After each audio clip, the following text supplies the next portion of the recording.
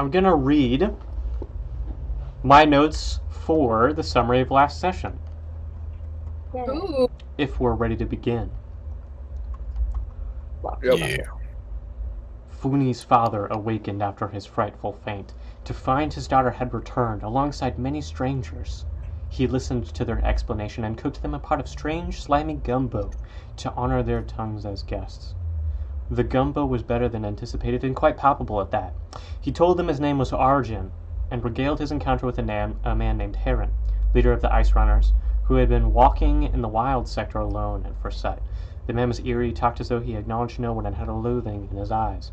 Funi's father felt a sting in his arm before awakening at the sector's edge with no memory of their conversation or what had happened. Several weeks later, Heron returned to visit him at his apartment and claimed the contract had been completed. He produced a signed agreement as well as a poisoned urn alongside a witness who bore testimony to the contract's authenticity. In exchange for this service, Heron was to be compensated a large sum of credits, and then he agreed to a slow payment. Funi's father initially revealed he owed 70,000. In the end, he couldn't bear the thought of his daughter facing the wrath of Heron, so he sent her to the place monsters do not strike, the heart of their nest. Funi's father sent her to work for him as an ice runner and scrapper, with the instruction to flee whenever she could escape that mess. In exchange for the party's names and their gracious care of Funi, he gave them his true name, Foha. The party's map was also updated with new names and locations, as the previous iteration was barren, and he explained that his people, an object owned, is considered an extension of the owner. He then explained the history of his ancestors. Foha remarks the urn he's received isn't even safe to enter into a festival hunt, as a mere glance encounter resulted in a horrid burn that nearly destroyed the use of his right arm. He asks that whenever they do, to take Funi with them, or whenever they leave, to take Funi with them and protect her as he cannot. Until he pays his debt, his home will never be safe. You agreed, and Foha promptly kicked you out so he could go work in the big bog iron marshes. The party made their way to Rock, stopping at the scrap yards.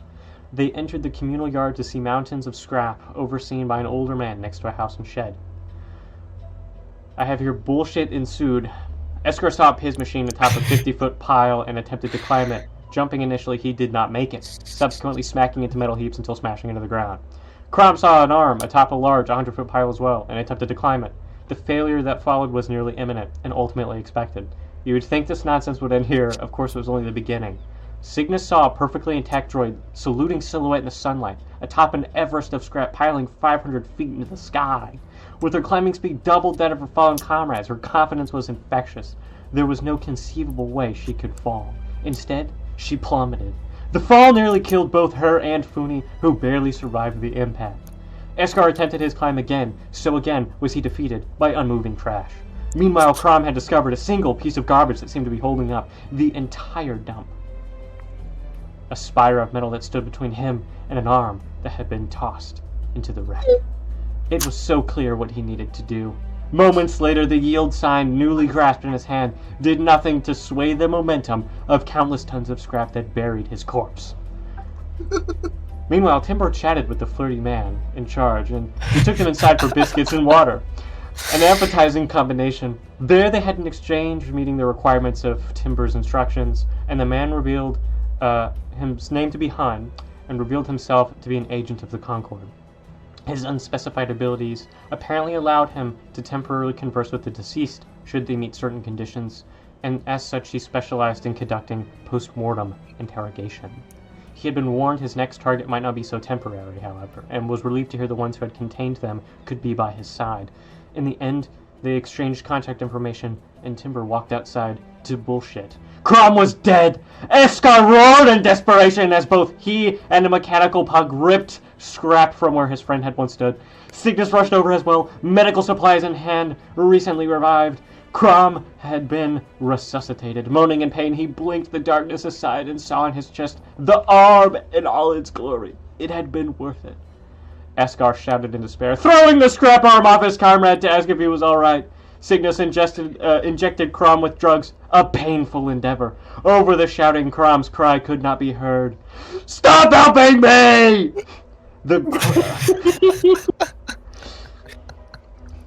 The arm now lay atop a 50-foot pile of scrap, unmoving garbage, the bloody bastard's mortal enemy.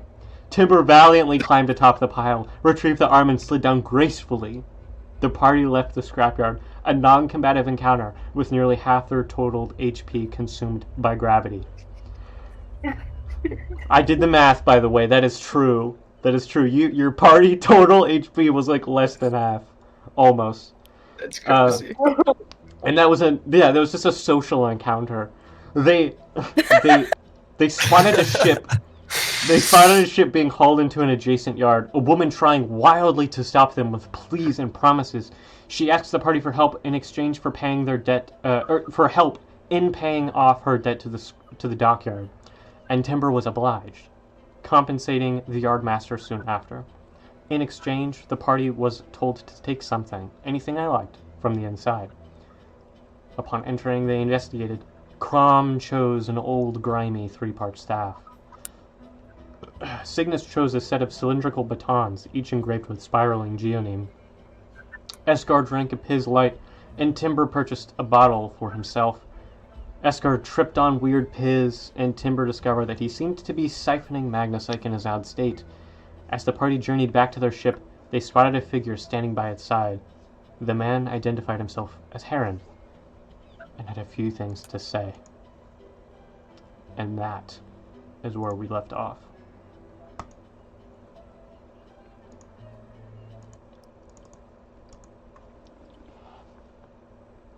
Each of you, we are going to cut. You are sitting in a room.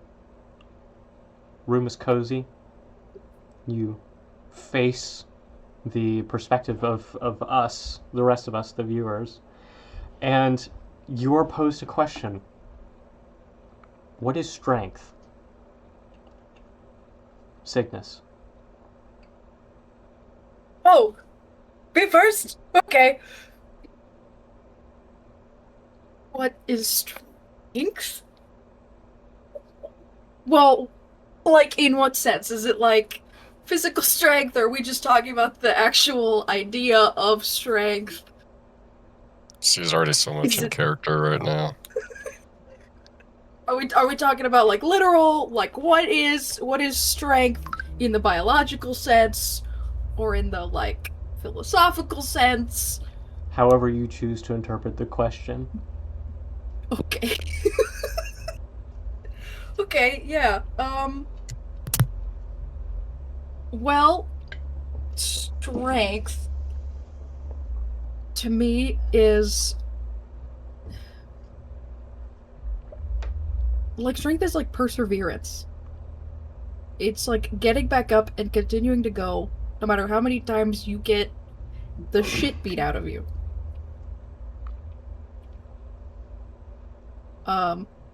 Don't really have much else to say besides that, other than, yeah, the strength to keep going. Strength is the ability to win.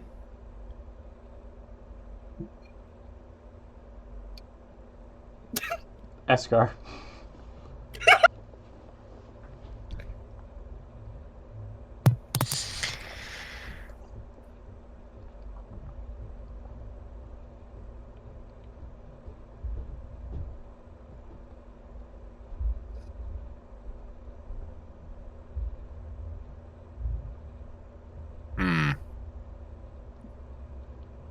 This is a big thinker.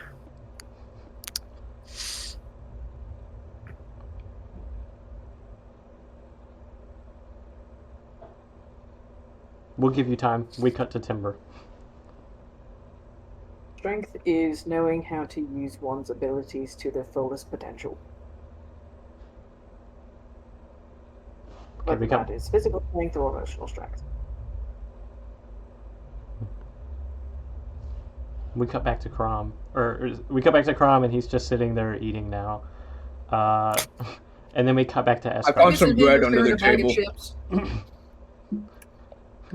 Yeah, we cut to Crom. I found some bread under the table.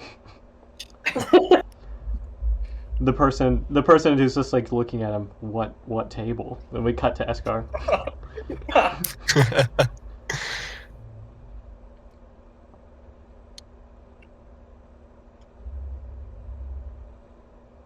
Is it a difficult question?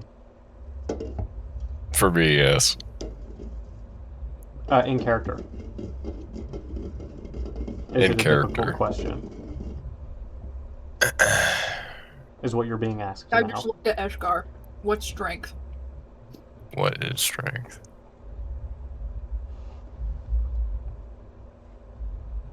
Cygnus is passing Crom pieces of candy.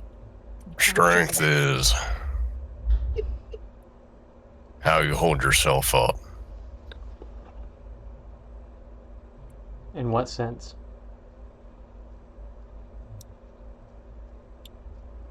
In what sense?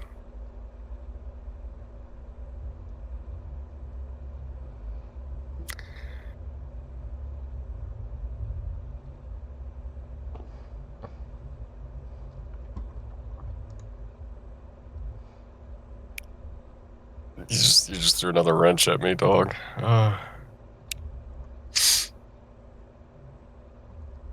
Your answer doesn't need to be perfect. It just needs to be Yeah. what you think Eshgar would say in that moment.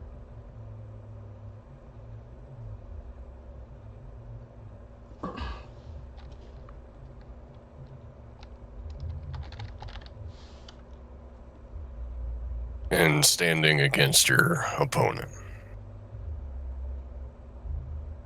Whether that's another warrior or that's just the things that this life throws at you.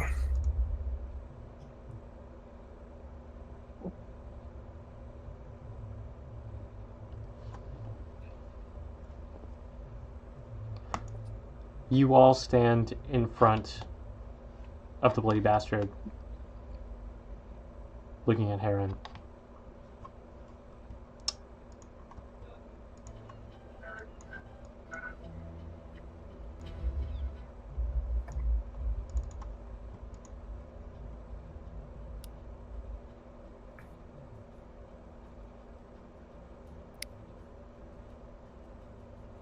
Strength.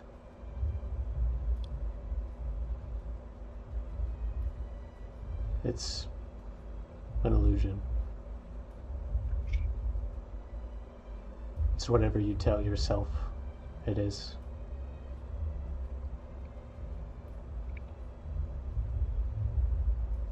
And those who understand that, those who see through that facade, well, they can't be hurt by it.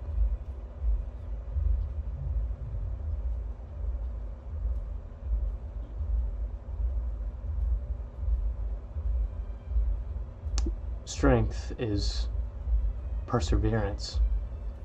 He looks at Cygnus. You and I, we are the same.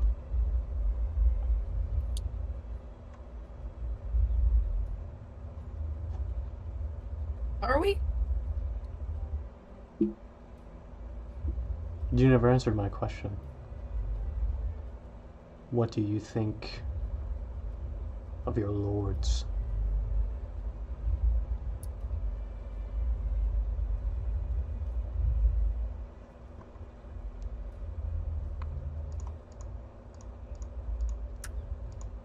Just like my opinion in like the general sense, or like what do you mean? What do I think of them?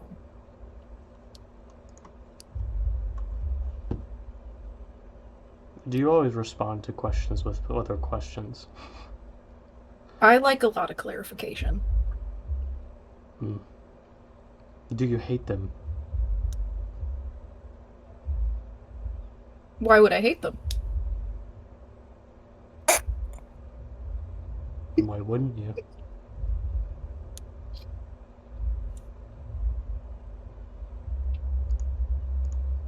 They haven't really done anything to make me hate them. How did you escape the lower stratums?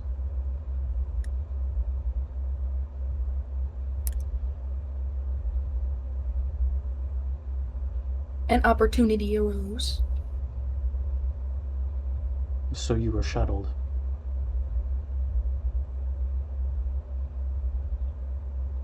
Yeah, sort of. Hired, I guess, would be a better word, but... So you just walked through the gates?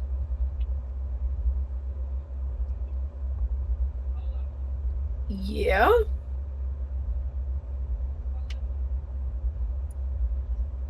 Well, that is lucky.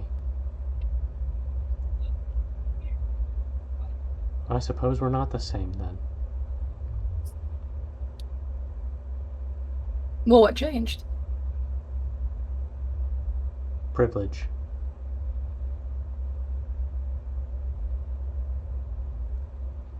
Do you know why the gates are there?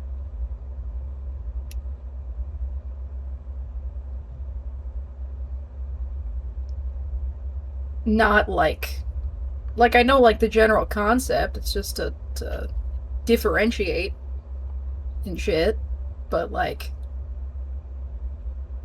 So you have no idea. Why do you think we don't leave? Have you known anyone to find themselves at the surface? Anyone from where you come from?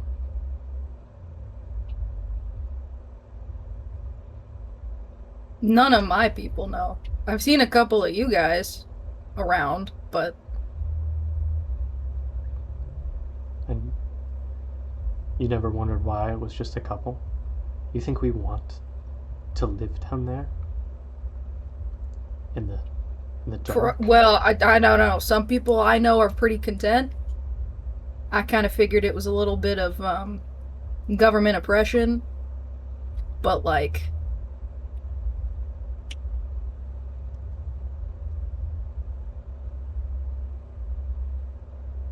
He just stares at you.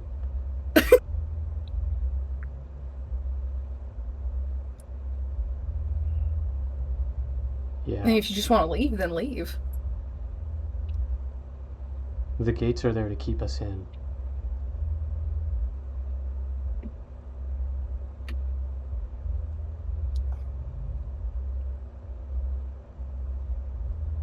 The gates are there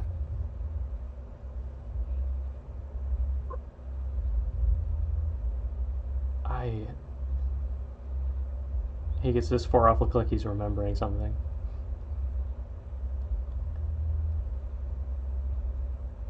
I've seen families beg for passage. I've seen those families starve at the foot, on the doorstep of the sky.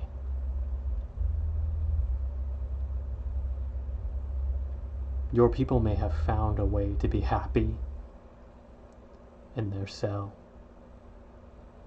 but to those of us who know the surface is just a few miles away,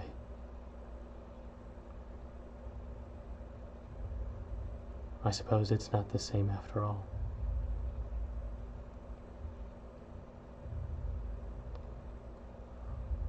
We're doomed. Damned. Our ashes will never reach the stars. Most of us will be entombed down there.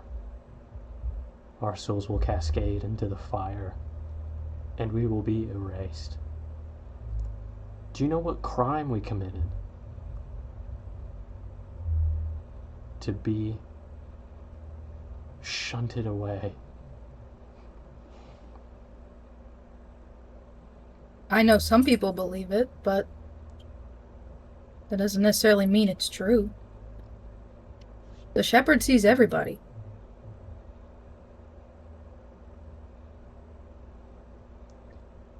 What if I told you the shepherd was dead?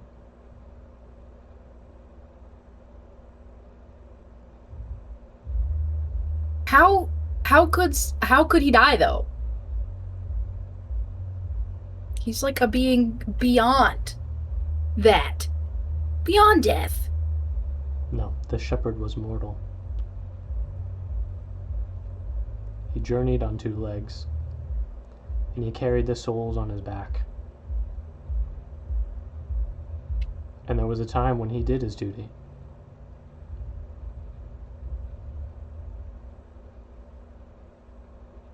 But when I reached the surface, there were temples kept far out of our reach. I used to sleep in there to hide from the cold. It was a bitter cold. I didn't know what hail was yet, but it bore down upon me, cut at my skin. It was frightening. I thought it was wrath, that I had done something wrong. I thought the shepherd was punishing me for having escaped. I read in those tomes a history hidden from us, from you.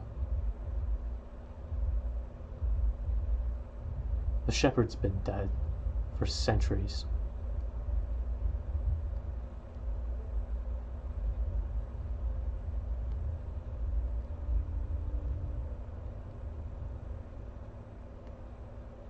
Well, now how do you know that what you read was true?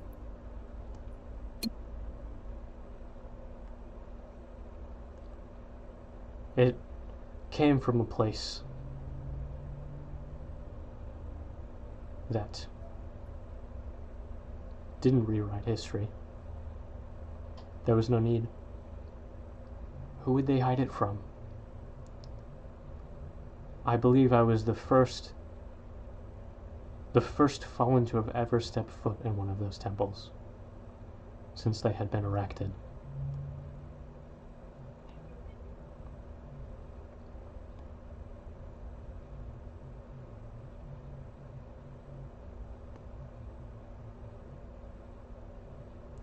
But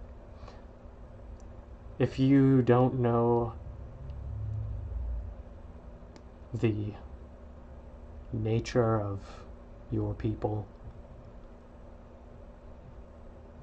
this conversation doesn't serve much purpose. Well, now what do you mean by nature? What do you mean? What is your goal? What do you aim to achieve? Why are you here?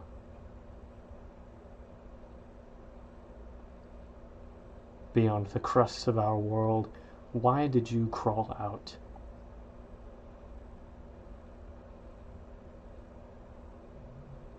Because I knew there was so much more. And you feel nothing to those who kept it from you.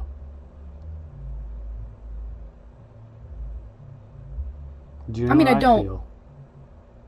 What?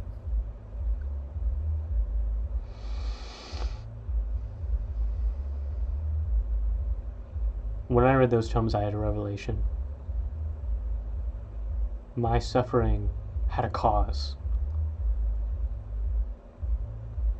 And I had met them. I had seen them.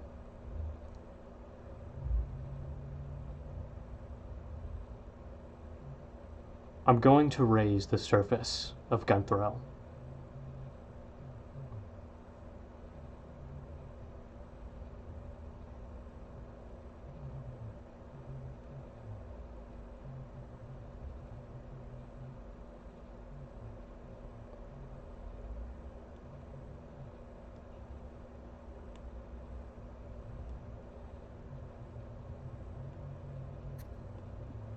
Signa's kind of just stands there for a second, like processing information, Mm-hmm. collecting her thoughts. Now, what do you mean? Raise the surface. Well, it's Who? What? When? the simplest way to restore balance. I'm going to kill them. All of them. Every single one of them. And then I'm going to go to Vimnia. And I will kill them too.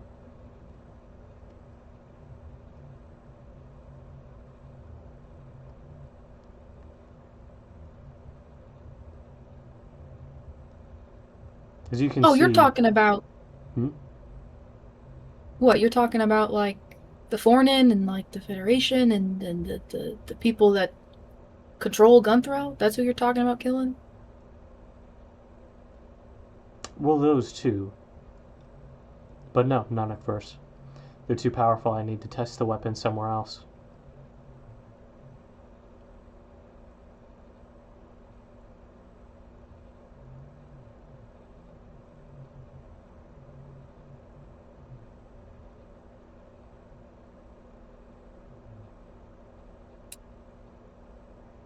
The Kellens. I will remove them from our world.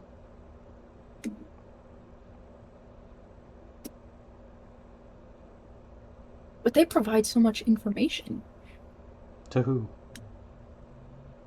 Just to, like, everything. Aren't they, like, a big contributor to, like, understanding the stars and shit?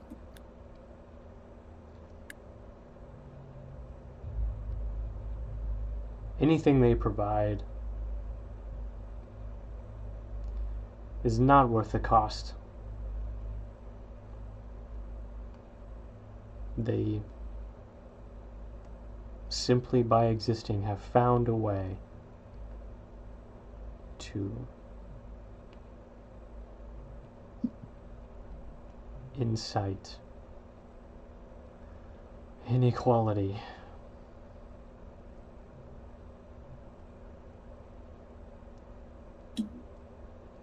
There isn't a single one of them that's innocent.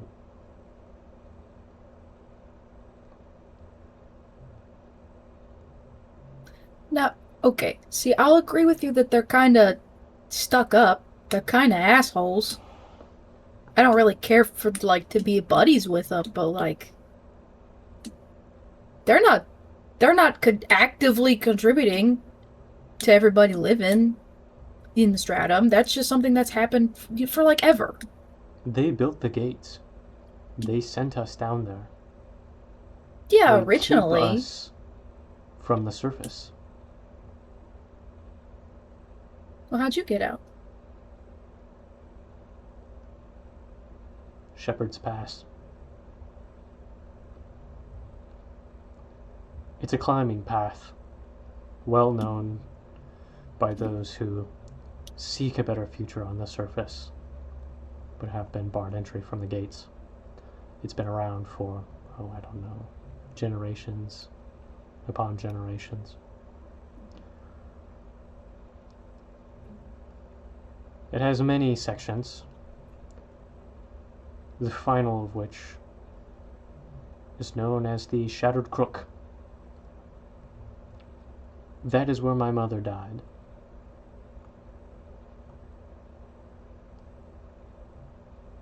But I don't feel bad about her death.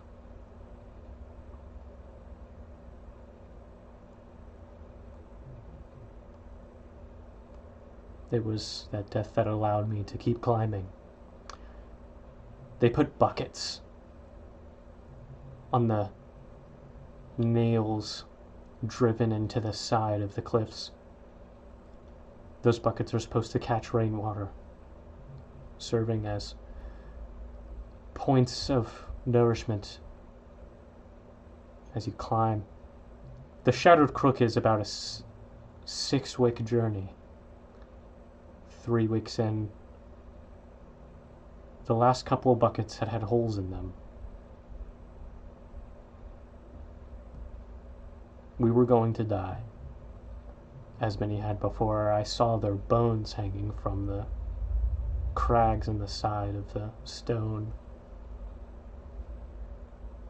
Large bones and small bones. I was 6?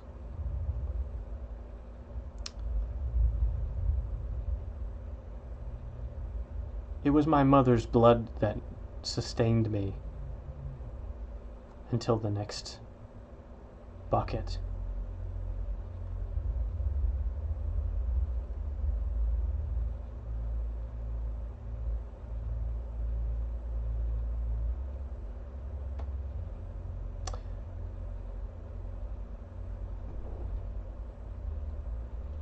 It is our blood that sustains us, our connection, our common enemy.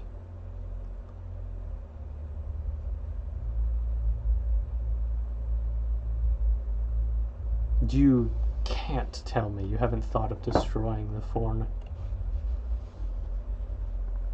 You've seen what they've done across Norum. Even these people, he looks around him, they suffer and embrace it. Fools.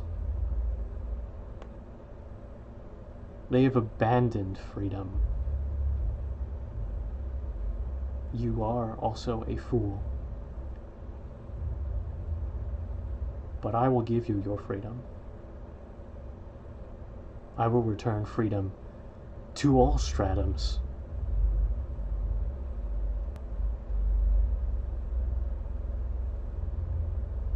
I mean, you believe me, I'm all for getting rid of the Fornin.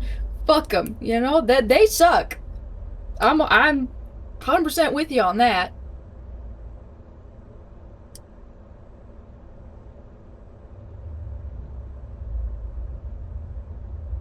I think a lot of people don't realize how imprisoned they are. And they get in their little bubbles of something that feels safe, and they're just happy there. They don't make it right. Just a lot of people don't see that there's a way out. The Kellans and all like them, they all have a common skill, the ability to chain a person and convince them that those chains are, well, the only thing keeping them tethered to their lives. There's a familiarity with imprisonment. People born down there, people like you, they don't realize what has been taken from them.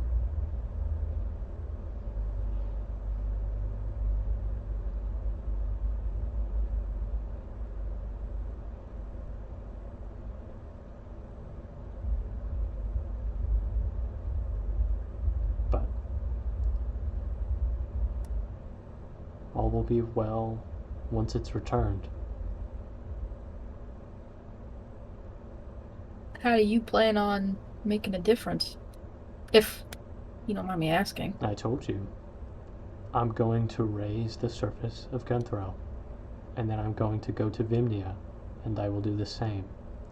And I will do this in every place I see that there is an imbalance in their worlds.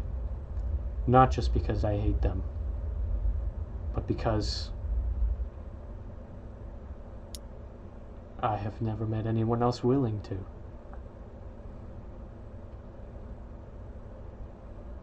Well, now, when you say raise, are you saying just the Fornin, or are you saying, like, everyone there, including people maybe not affiliated? Everyone on the surface is an accomplice. They're all the same. They will burn the same. Gotcha.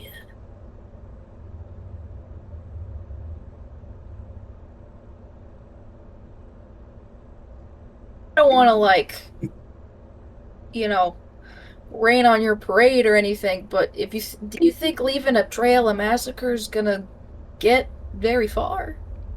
I mean, like, if I was gonna just, like, take on the government, my thought would be you go to the You go to the big dogs, take them out, and then everything else will crumble to pieces. You just start at the top, you work your way down.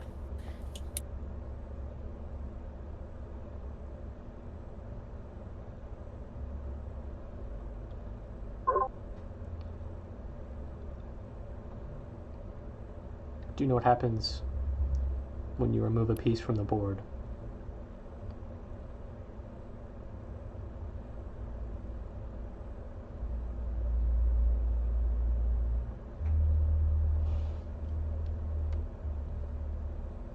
The pawns will replace them. Yeah, that's why you keep going. Keep going down the ladder, and then the hole will get bigger. It'll take a lot more people to get to that center again. And that's that exactly point- what I plan to do. I was right. We are the same. I'll burn the board. Then there will be I no think more game. we're like, I think we're on the same concept. I don't teach their own on execution and all that. We're on the same track, yeah. Maybe not same actions, but like, hey,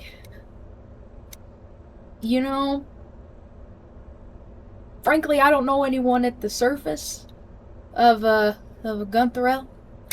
I don't really care what happens to them. Like I said, they're kind of all just assholes. I don't know. I think maybe keeping one or two just for the preservation of like species and all that, But that's just me. So you're okay with their massacre if I leave too?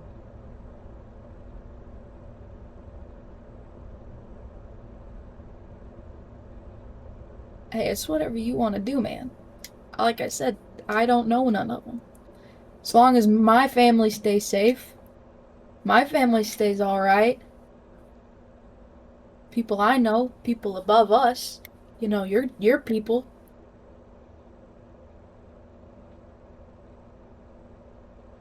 Do you mind if I ask you a question? Does that one count? Yeah, no, these people count. A gesture to the party.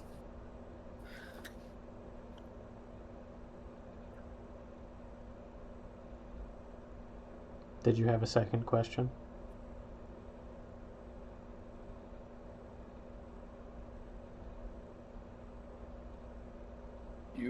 Your whole plan revolves around freeing these people that you know.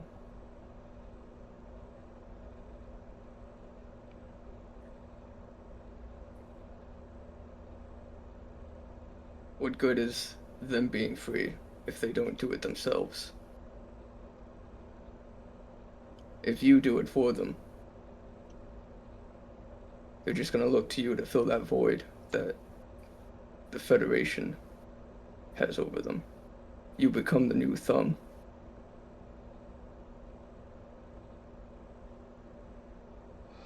There's no difference between freedom earned and freedom gained. It's still freedom. What they choose to do with it is none of my concern.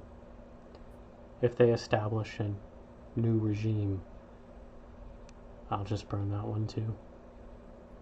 I don't care who it is. It's just the idea I can't stand.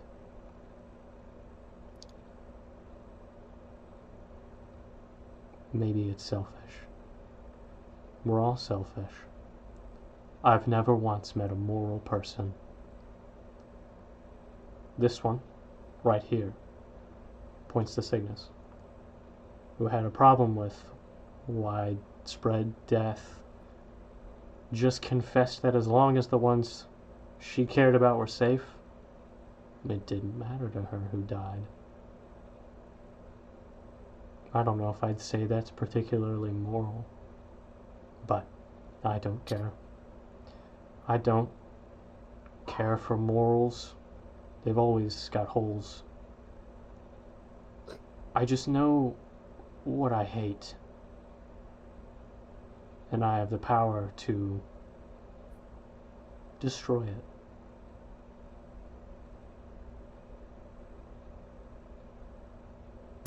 it. And what is this weapon you keep referring to? Nothing special, but hard to get my hands on. Sounds pretty special if it can just raise a whole surface of a spawn.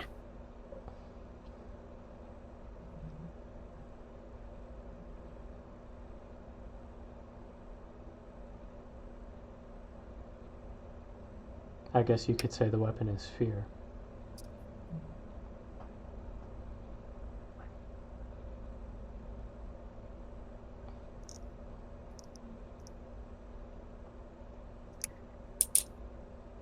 See, my problem is that I'm with you, right? Like, screw the nobility, screw the Federation, tear it all down, start from whichever end. They'll try to fill the gaps the best they can. They always do, right? Take out all the soldiers, they just get more soldiers. I'm with you on that.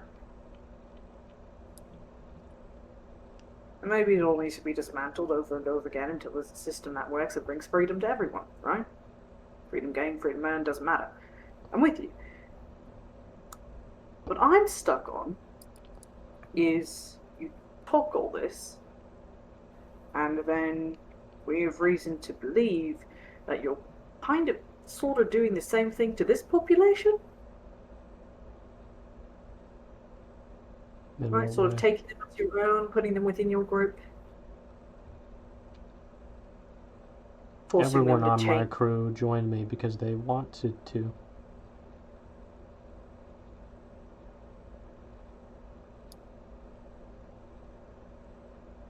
What about the ones who are indebted? They also joined because they wanted to.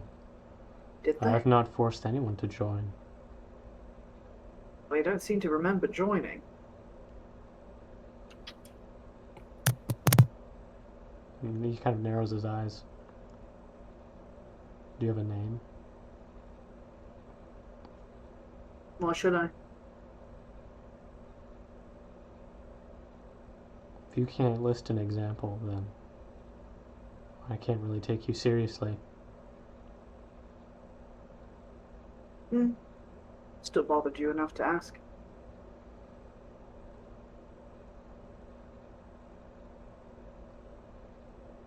You're talking about her father. That would be a reasonable assumption.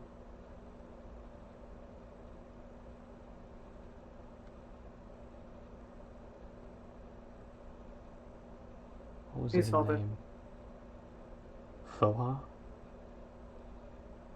He's not a member of my crew.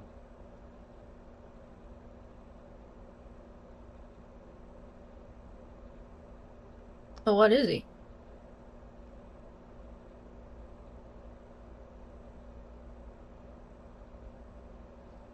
Part of a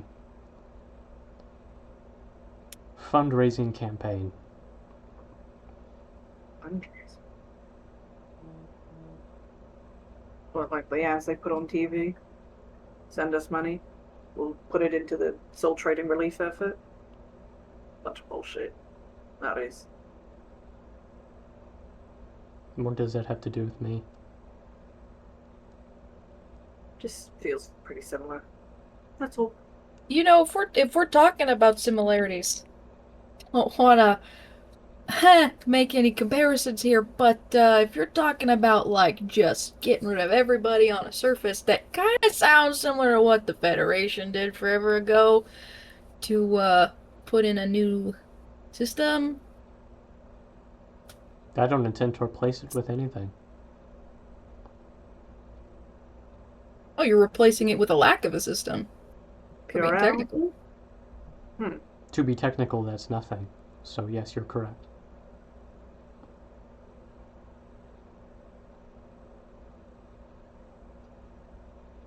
I mean, if you don't see an issue with being similar to the guys you hate so much, that's That's not my business at all. Just, you know.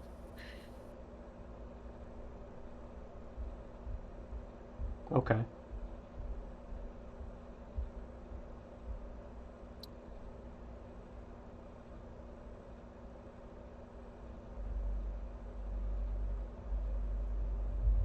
All right, cool. And why are you talking to us anyway?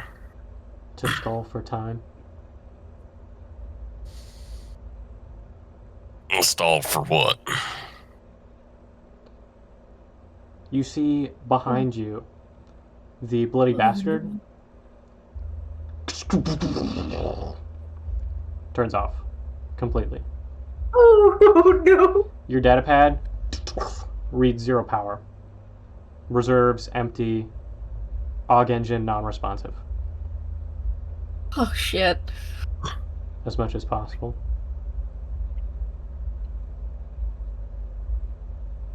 No, what was that? Do they love you? He points back to the ship. I asked you a question, what was that? They said they had a leader. And where are they? Inside.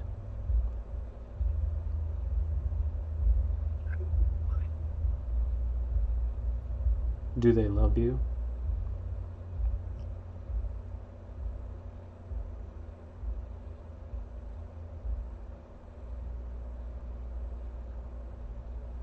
Now we paid to be here and to leave. So what the fuck is happening?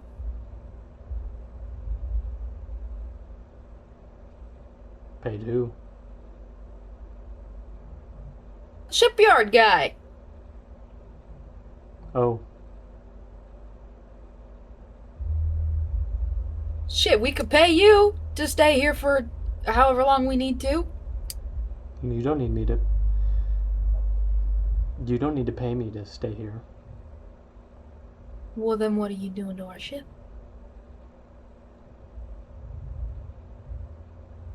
You can stay here for as long as you like.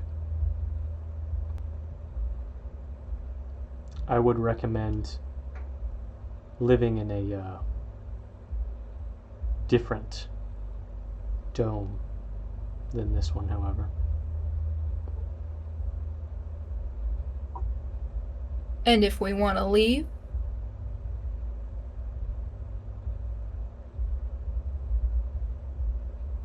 I'm sure you'll find a way.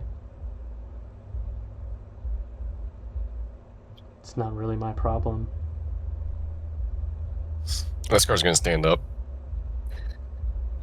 Mm-hmm. Does his demeanor change at all? He looks at you.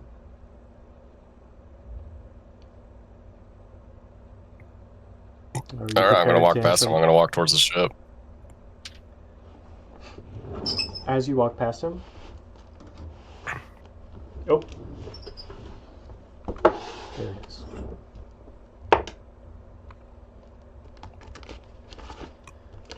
You feel a prick on your left side. Alright. On my left side? Yep. Was he towards my left? That was the side that the prick came from. Okay. what'd he do? Make a perception check. Okay.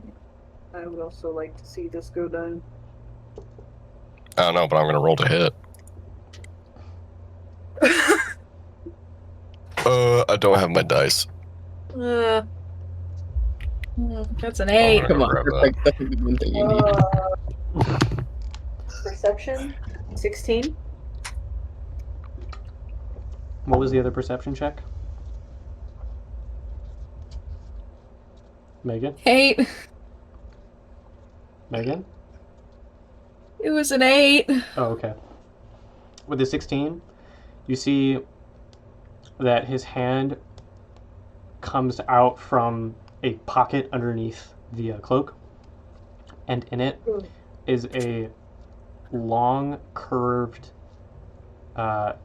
ebony blade that seems to be attached to a handle, wrapped. The wrapping reflects the light in an odd way, like it has sort of a pattern around it. But all he does is scratch Eskar cleanly and then return the blade.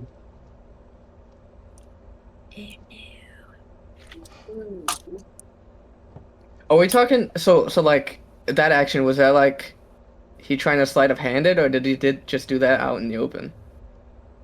He was sleight of handing it, which is why I called for a Okay. perception check. Did that constitute as an attack? Yes. It did? Mhm. Okay. Can I roll recklessly retaliate? Yes. Okay. I'm gonna do that. Okay.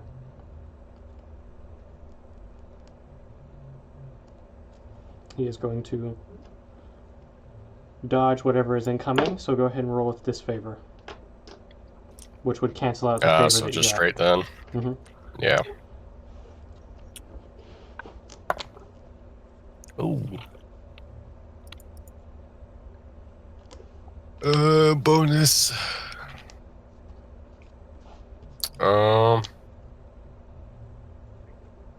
It'd just be plus my strength because I'm just punching him. So that would be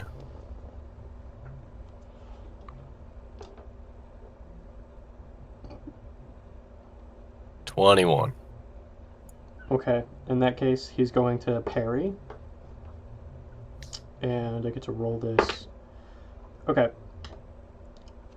So, you said 22? 21 to hit. 21 to hit, okay. So, as you bring down your fist, you can see that he sort of shifts to try and dodge.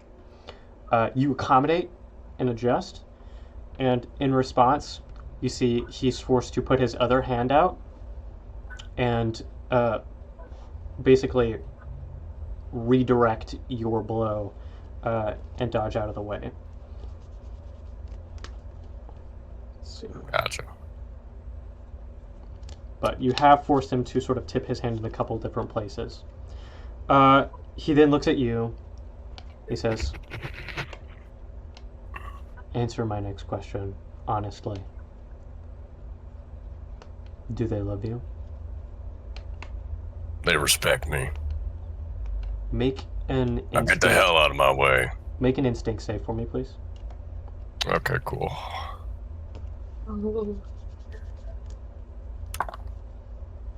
Oh, that's a 6. Okay. You are forced to answer Oh, no. honestly whether or not you believe that your tribe loves you.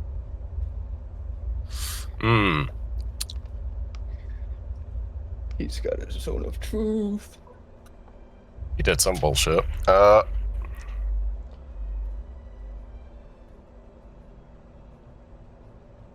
don't believe that all of them do. 1 or 2 is fine. That's all it takes, really. 1 or 2 what? He turns and he starts to walk towards, in the direction of your ship's, like, bay area, where you can see that the gate of the ship is lowered, and you see running alongside the bridge is a small figure in a cloak.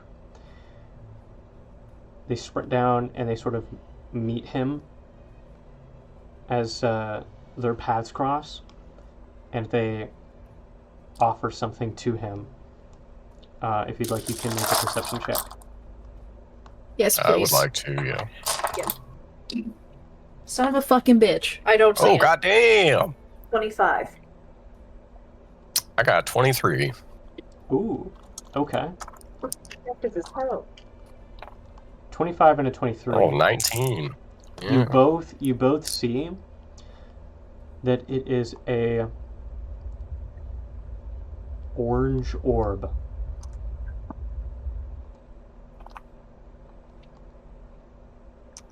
Oh Oh no! no! An orange orb? Mm-hmm. Do you remember, Cam? I hardly remember anything.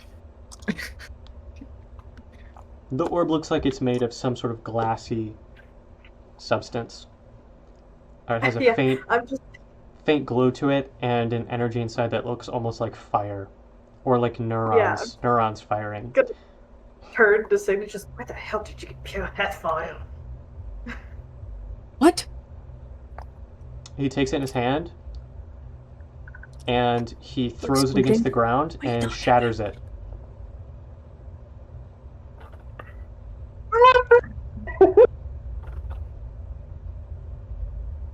You can see that the flickering lights from inside the crystal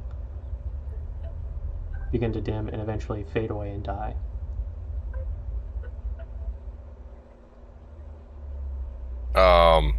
I'm gonna go and hit him again. As you run up to attack him, I'm going to say it has been the equivalent of a round. Okay. Don't move. I need you to make another instinct save. Ah, this fucking bitch. No, not the instinct saves. That's a nat 1. Oh, buddy. The game's telling the story right now. Your body betrays you in a way that it has never have before. Don't move can be interpreted in a number of ways. In this case, does Eskar consider not moving to be relaxing every muscle or to be clenching every muscle?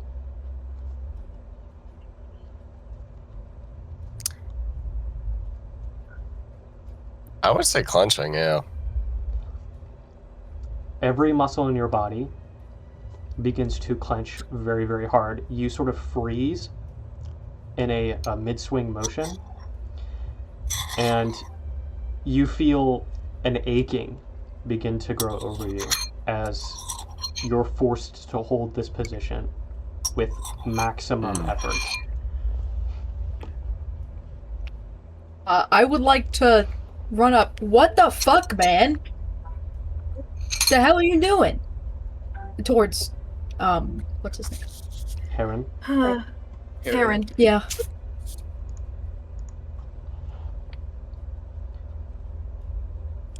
just setting up the pieces before I burn the board. I can still talk and respond, can I? Or am I like lockjaw? You're lockjaw right now. God damn it. What did you do to Eskar? He slowly turns around and he meets Eskar's gaze. Eskar.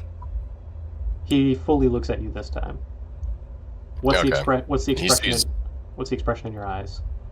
Rage.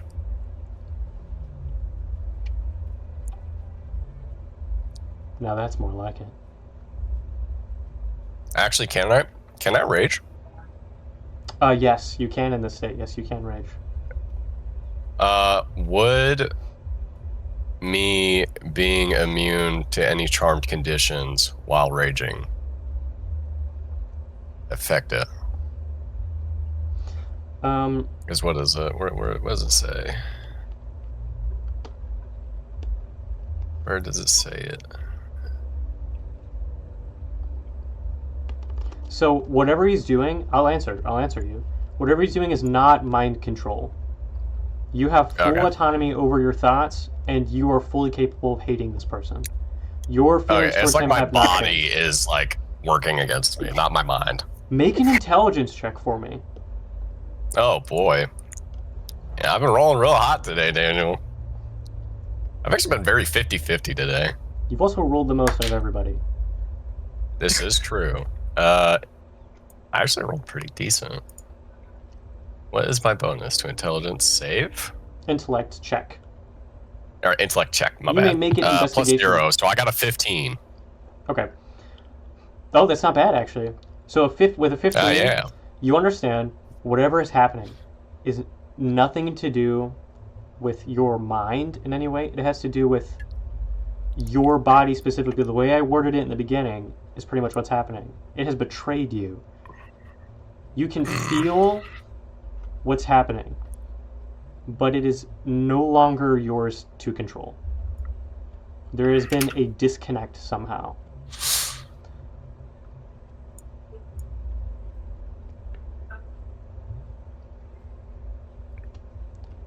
And the reason your PIS didn't take effect is because its effect has ended by this point. Yeah. Okay. Oh yeah, I don't actually have rages anymore, Could- like charges. So now I can put my Yeah. moxie here. Can I make maybe an insight check on Heron to see if he has anything he's doing that looks like it's making Esgard stop, like a hand motion, a posture, something. You know what I mean? You can make the check. Okay. I'm going to say, as all this is happening, he turns to sort of observe the rest of everybody who's not moving. Son of a bitch. And he says,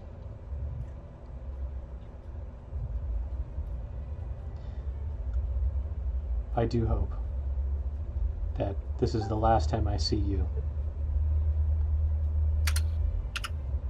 Goodbye. And he turns and he begins to walk away. What'd you get on your insight? I got an 11.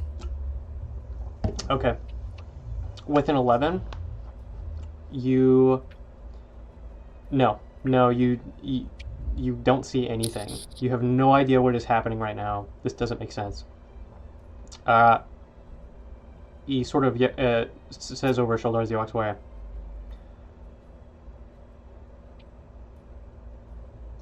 actually, real quick, Crom, how are you carrying your 3-part staff right now? Oh, that's a good question. I think right now she's kind of like an over-the-shoulder thing. Okay. Because I don't really have anywhere to put it. He says over his shoulder, tell the maker of that staff that I am forever grateful.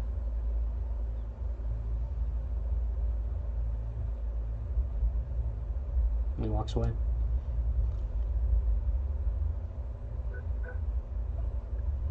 After about a round, so he gets quite a distance away. He's not yet fully gone, but after about a full round, Esgar, you feel finally a surge of nervous system shock to your brain. You're now in control of your body again.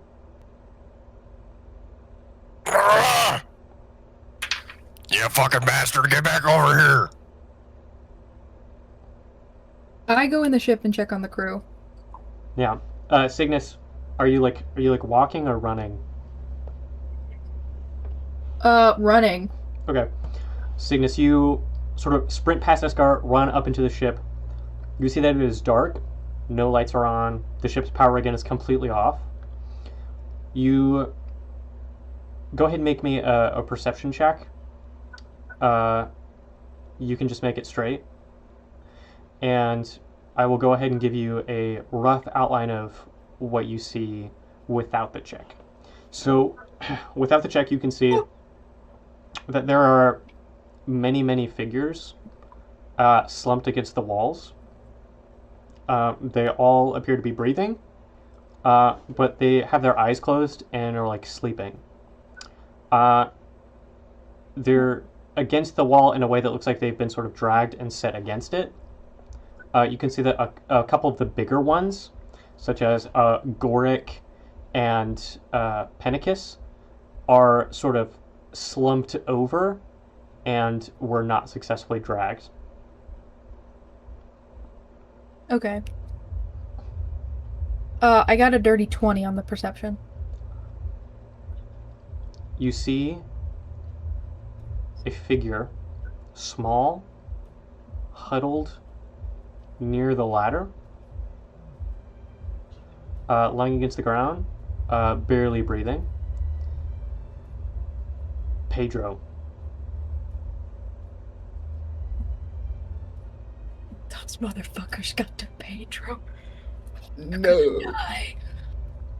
Okay, first things first. Mm-hmm. Can I get power turned back on in the ship? Make an investigation check for me. I'll start running no! into the bay of the ship. You run into the bay and you see everything I just described. Except for Yeah. Pedro. Pedro's he's huddled near the base of the ladder, like behind Pennicus's body right now. Like Pennicus was shielding him when whatever happened. I would also is like it to. obvious to me walk that everybody's into the- breathing? Yeah. If you take more than a couple of seconds to look around, then yes. Also like to head inside and start checking on things, checking on people. Okay, so here's the funny thing, right? If we're counting that once, Did you get a 20 I or got no? a 1. No. Okay. You are not able to access anything on the ship. You're not able to access black box. You're not able to access anything that would be on emergency. You're not able to access anything on the ship. It is dead. There is no power at all. Nothing is online except for like objects that would have their own batteries. Okay. Then Pedro is next. Okay. Whoever was checking on Pedro first, who was that? It's between Timber and then Crom. Okay.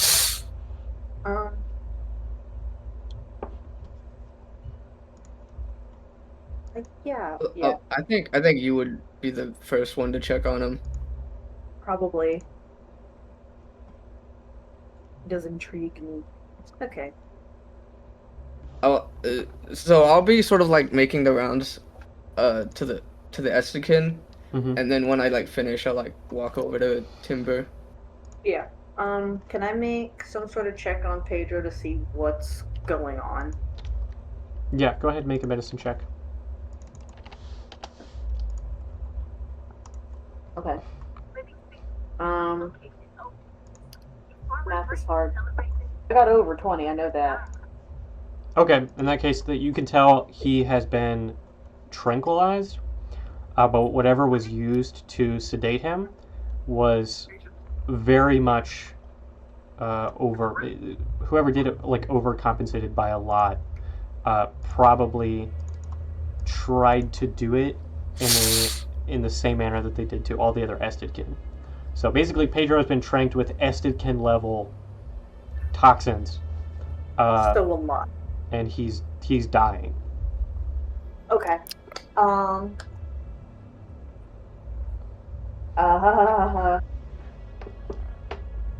Okay, great. So, I need my fucking inventory. Do we have a Crom, what were Tox you kit? doing? Yes.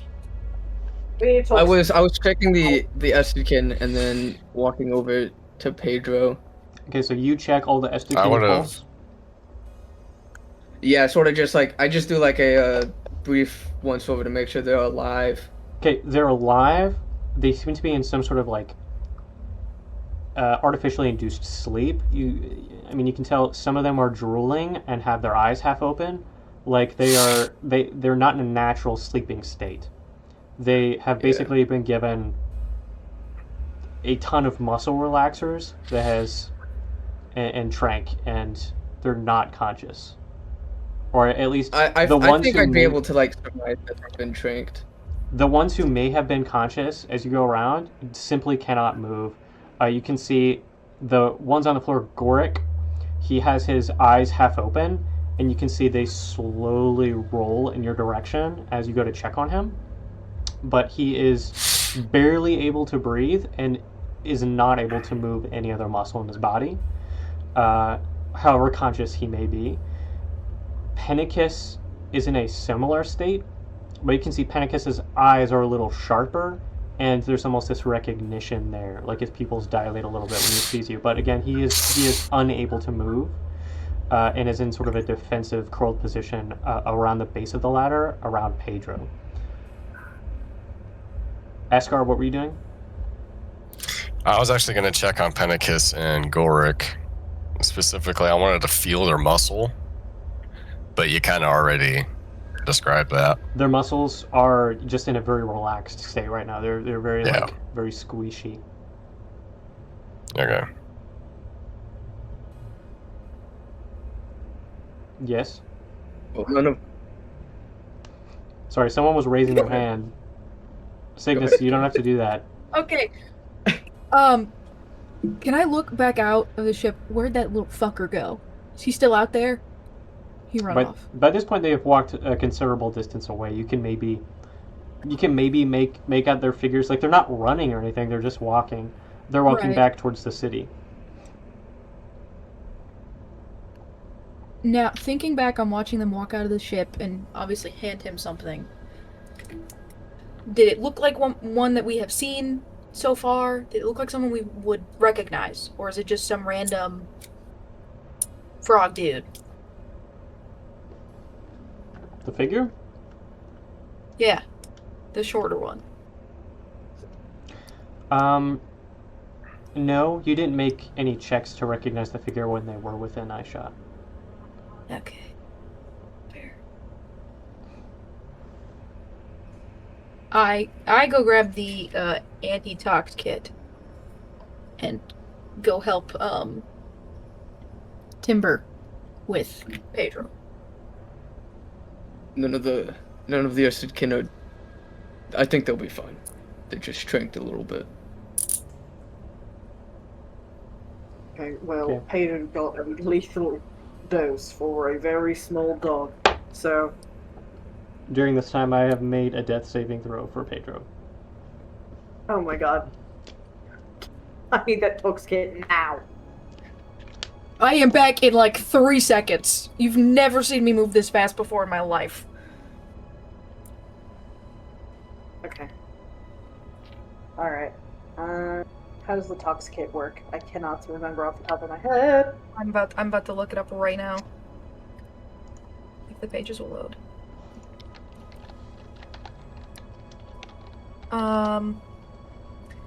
Capable of neutralizing most poisons and venoms. It holds 5 doses. They can be administered as an action to cure a target of 1 poison affecting them, or grant them advantage on saving throws against for 1 hour.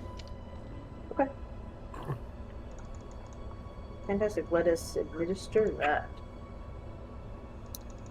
Okay. Yeah, the anti-tox kit. Go ahead and use a dose.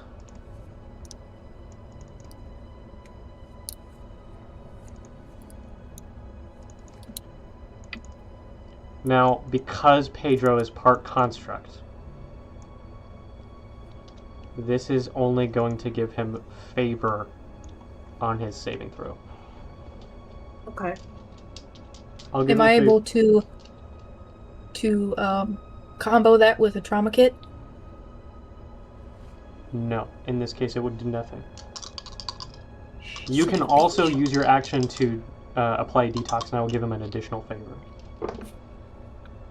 Yeah. Okay. Expend another use of the detox. Well, he's not like powered down, is he? Like his mechanical bits are still working. His mechanical bits rely on the rest of his body and the other half of his brain in order to function, both of which are inhibited, and so his life support functions are basically failing. Okay. Failing but not down. Like he's like Alright. half of his brain is Yeah. Not working. no. So I'm going to mark the second saving throw. Okay, so now he's made 2. Okay. What Do we need to keep administering, or does this just continuously? Oh, no, it gives it to him for what?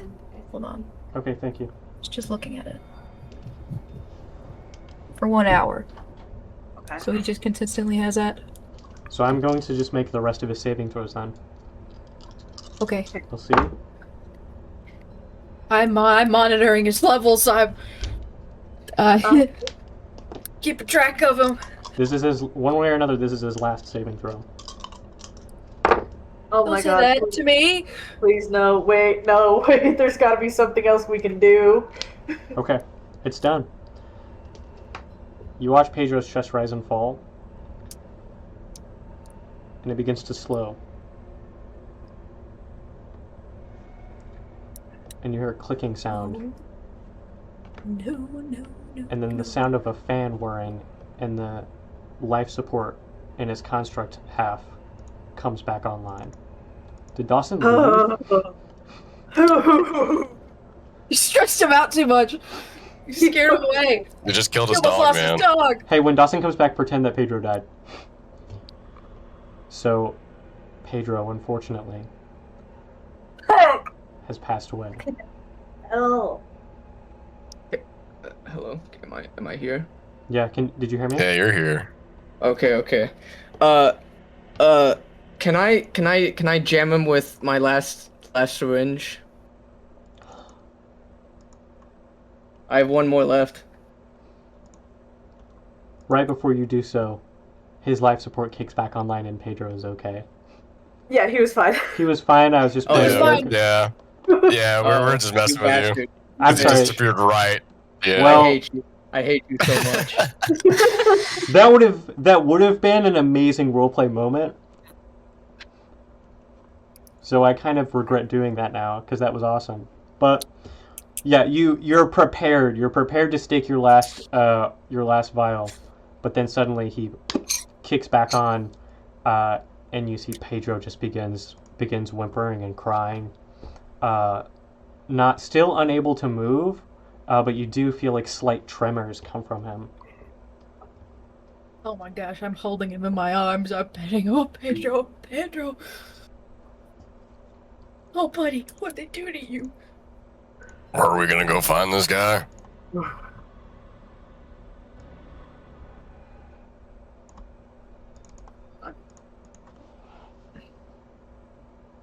I don't know if that's the best course of action at this current moment.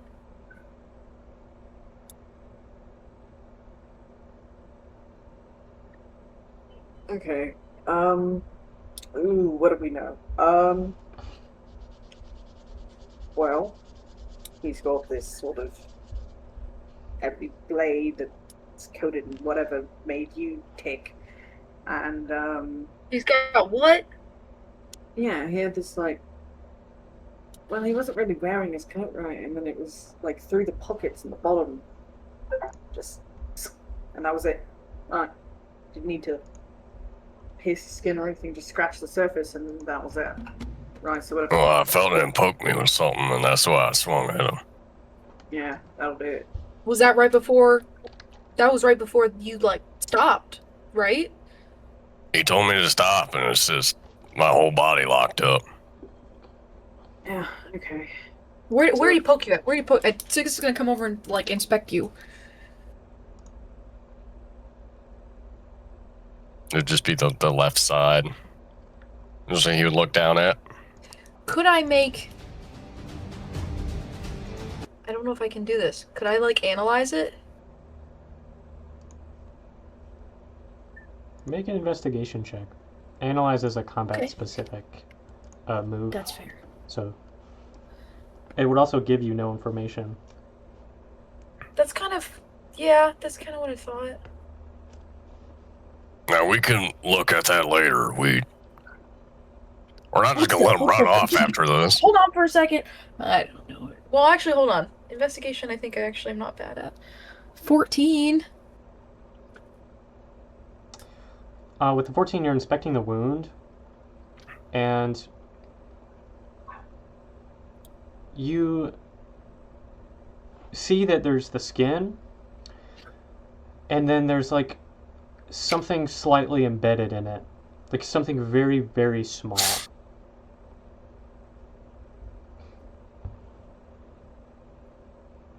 Okay. Here's my next thing. Okay? Okay. I have a tech power that is called Analyze. Right, it's normally for touching an object, figuring out its properties, all that stuff. But if I instead touch a creature throughout the casting, I can learn what tech powers, if any, are currently affecting it.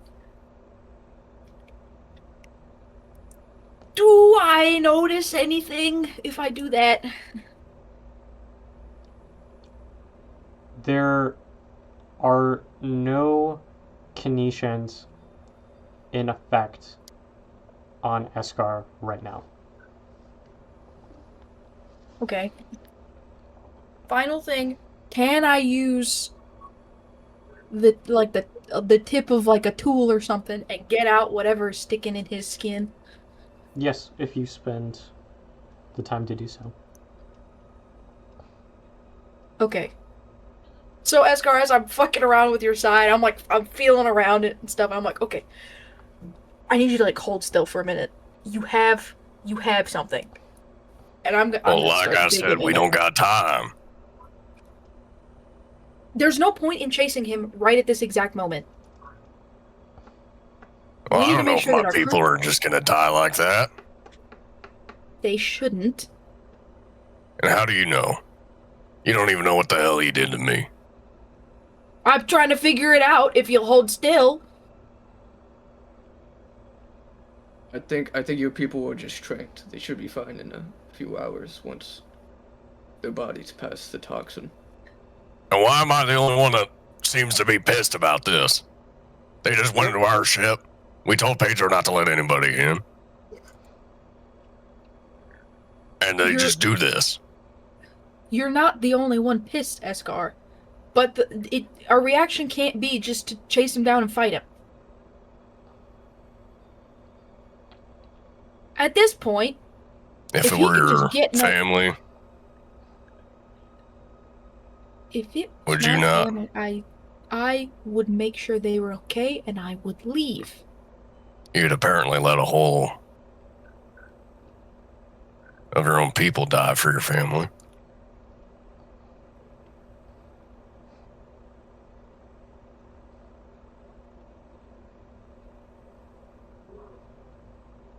Look, what I was talking about over there was not my people.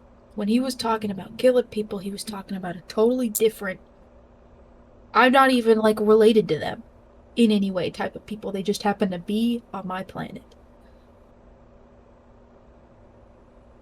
I don't want any of my people to die. I don't want anyone to die, frankly, but it's inevitable.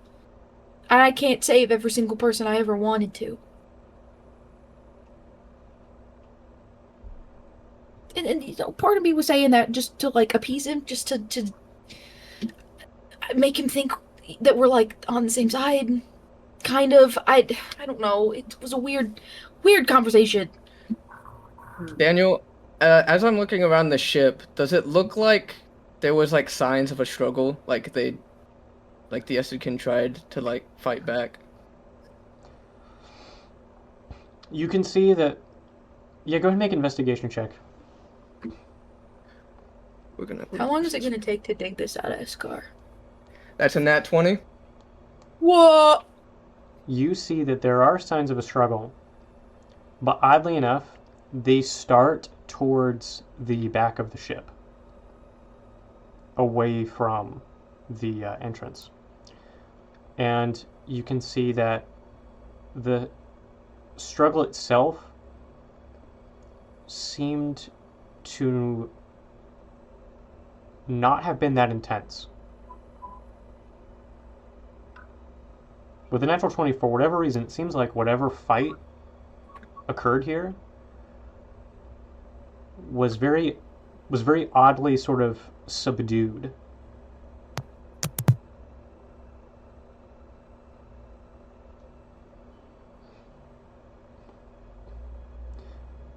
Also, you realize that Tronk is missing.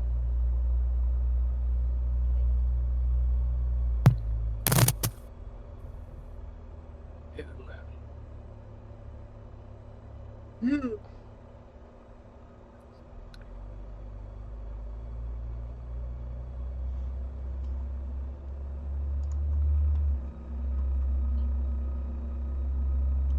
Scar, I know you're angry, and I get that. Nobody understands that more than I do.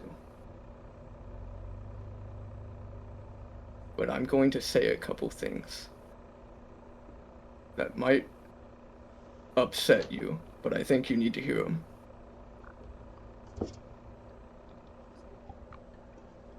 I just Your look back people are at you. fine. Your people are fine. It looks like they didn't have any intention of hurting them. But I look around, and I barely see any sign of resistance. And I think you're too worried about what you want to do and about how you want to react when things happen to your people, and less on preparing them and leading them on what could happen and will happen. They didn't defend themselves because you didn't teach them how to.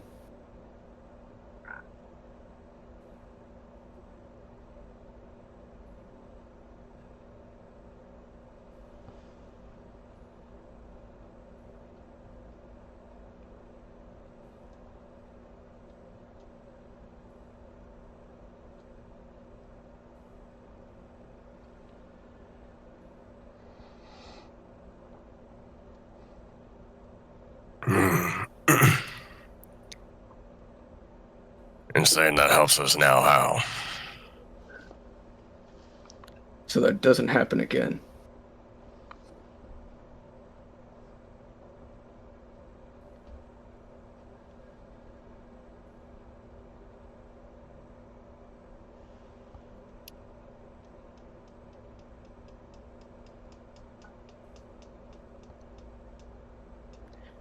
You got lives behind you now. You can't just run around and put your life at risk like that. Like trying to go after him right now.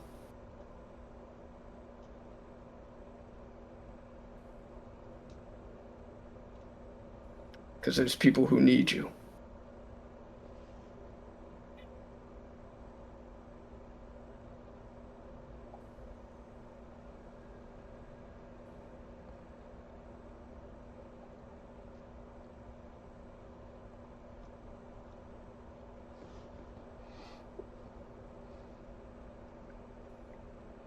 Well, then what do we do?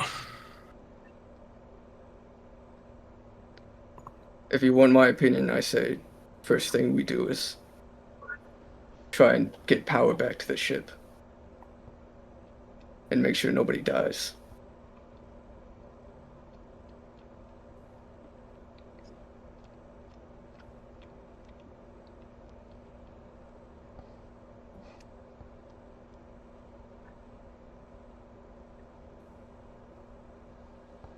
Well, Cygnus, how do we do that?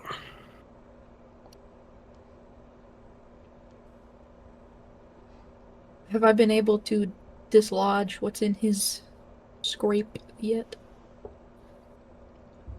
Make a sleight of hand check for me, and I'll give you favor Okay. for taking all this time. I also would like to help Penicus and who was the other one? It wasn't Goric? Gork, yeah. Yeah. I want to like help them because they're sort of like more slumped than the others, so I want to sort of like put their bodies up to where they can like get proper airflow. Mm-hmm. Okay. So you go ahead and you raise them up, and you can tell that this is going to sort of help speed along the process of getting the poison out of their system. You can tell that if you use the anti-tox kits on these two specifically, they actually might recover within like 10 minutes. The rest of them, it would probably half their recovery time. And if you had a full antitox kit, you could pretty much wake up anybody here. Oh my god, I have restoration. Fucking. Cygnus, I don't know if you want to use it or hold I was on like, I to could it. have But sworn. Pennicus and Gork might be able to wake up in a couple minutes if you hand them the tox kit.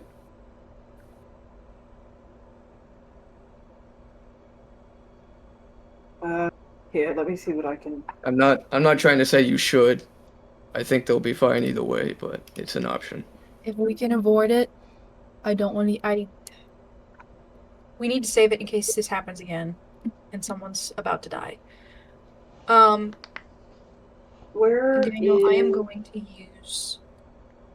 You can go. Where Sam. is Yenskin? Yensikim is sort of propped up against the far wall. You can see that her body is like a body away from Korik's. Okay. I will use restoration on her specifically. It's going to take me a while because this isn't typically what I do, but Mm-hmm. I'm going to use it. Okay. What effect I'm are gonna you use going a for? subclass thing. I want to end a poison condition. Okay. Well, yeah. I can end blinded, poisoned, and paralyzed condition or not. Would you say this is more poisoned or paralyzed? I'd say paralyzed. Yeah. So this is a specific combination of sedatives and toxins. You can,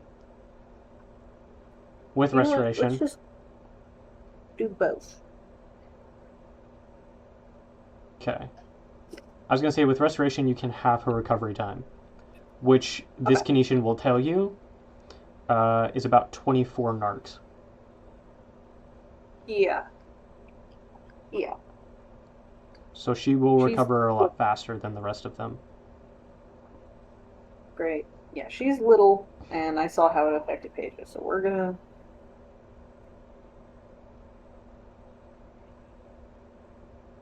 It was a good call. You could see that while she's not as small as Pedro, she was definitely like sort of struggling to breathe more than the others, and she was drooling a lot. Yeah, I wanna. I mean, if I can't end it like it says in the description, then I at least want to do some help on it.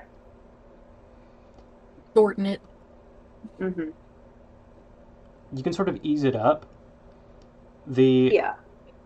drug was made in such a way that it appears to be resistant to kinetic attempts to get rid of it. Okay. I mean, that being said, it still reduces it by half. If you were to use it again, then you could fully recover her. Okay. It's just more of a hassle. They clearly intended, whoever did this, they clearly intended for all of these people to be down for the count for a full cycle, at least. Yeah. Enough time to And get away. there's no like syringes on the ground or anything. Like maybe No. one of them dropped one of the. No. Okay. Can I? Okay, I'm gonna do that. I'm gonna ease some of what's happening to her because she's small and I'm worried about her. And then I wanna ask. I've been observing the Fight Club. Who has put up most of the fight? You can The Fight see, Club. oddly, it looks like, other than, again, Goric and Pedicus, go ahead and make an investigation check. Like, I'm asking historically who has been the most willing to fight off other people. Oh, Dronk. Okay, other than Draw. What? Okay, I was gonna say this is an Hit him. opportunity for you to realize Drunk is down and is missing. Yeah. I'm gonna look for Drunk, realize that he's not fucking there. Yeah. Next best is probably Krerog or Bufy. Okay. Good old Beefy. Okay. I'm gonna make my way to Bufy. Is there anybody in the bag? Did we check the bag? You go over to the I bag. want to check the bag. You check the bag, and there's no one in there. Okay, Where's, good. where's Drunk? I haven't seen him.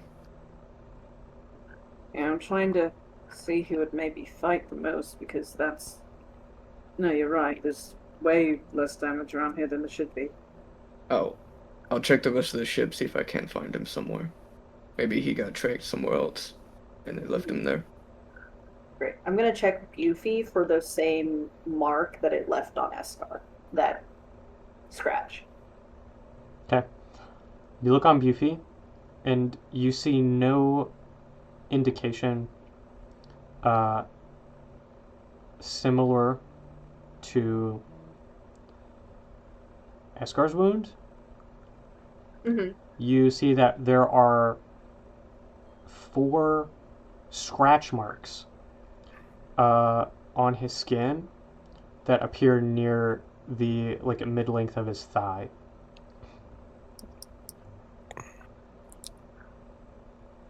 Do I find something lodged in it the same way? No, there is nothing lodged in these. Okay. It looks infected. Ooh. Gross. Like pussy? Like how infected? Like foamy. Ooh. Okay. Like the scabs that formed were made of bubbles. Ooh. Yeah. Can I take a swab of that? Sure. And Weird. do I find Derek? You do a sweep of the ship and Drunk is nowhere to be found. Okay. He's not like under any beds or anything. No, you do a full check. Okay. Escar, what are you doing? Well, I'm waiting for Cygnus to be done with whatever the hell she's doing to me. Okay, Cygnus, what'd you get? Yes. What I'm gonna do is I'm going to use my new subclass thing, where I can turn a non-int check into one by expending Moxie. Doing that, I got a 19. Okay. With the 19, you're able to pull it out. It is a small sliver, almost like a splinter of something. It looks like sort of red with his blood, slick with his blood. If you wipe that away, you can see that it appears like almost a yellowish white.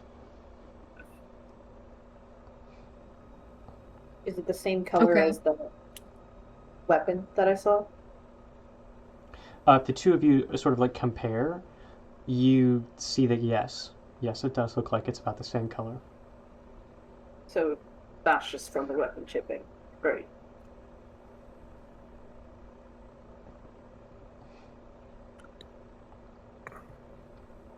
What did that weapon look like? Timber? Did you notice anything else about it? Blade, handle, anything like that? Yeah, it was strange. It was like an ebony blade, and then it was just a sort of small handle in his hand.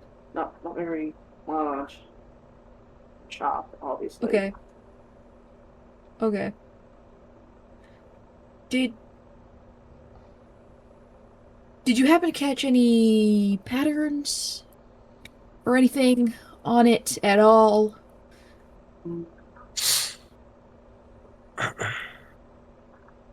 Anywhere on it at all? I'm not entirely sure what you're getting at. Because obviously, okay. Like, I'm really? backed off of you, Escar. You can do whatever you want now. my theory is he is using geonemic something or other on that blade. He has to be, for him to have lodged a piece and then controlled Eskar. Because it definitely wasn't Eskar being scared. Look at him. Yeah. No, of course. Okay. And it wasn't it wasn't magic. There was no way that it was magic. He would have done something if it was. Like, there would have been a movement. No, I get that. I'm concerned about what I found on Vivu.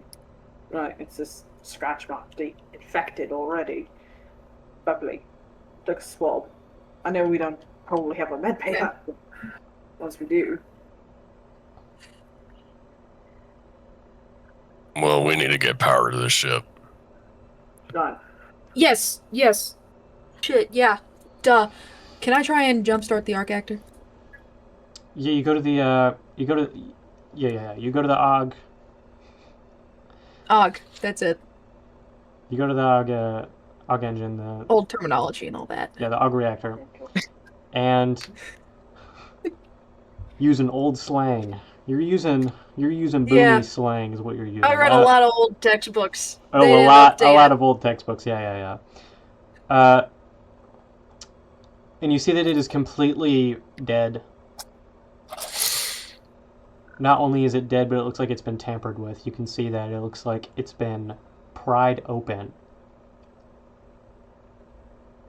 in certain places.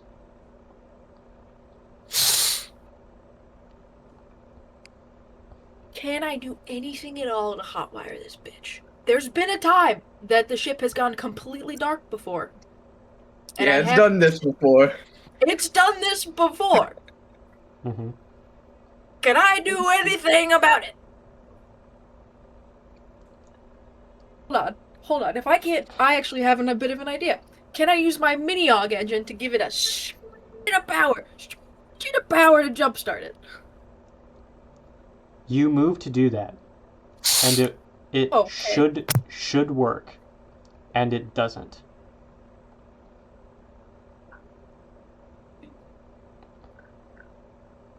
Okay. Can I investigate what parts have been tampered with to see what has been changed? You move around the side and you look. You watch these spiraling geonemes. You see all of the various different intricate pieces of metal folded, inscribed. You inspect the rune coils. You move to the center where the core should be.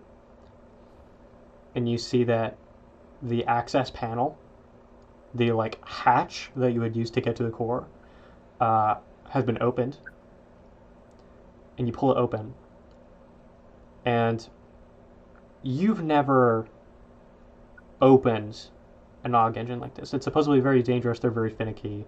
So you've never actually seen what the inside would look like. You imagine it's not supposed to be vacant. You can see that there is a chassis that is full of some kind of liquid. Various different pieces of jagged hethfire that maybe once were tubes to hold the core in place. But there is no core. There is nothing in here to siphon from.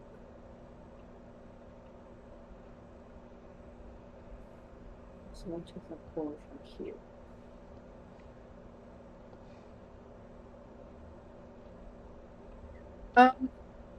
Does anything in here, like the liquid and stuff, what color is it?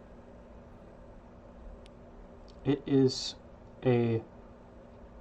almost a reddish color.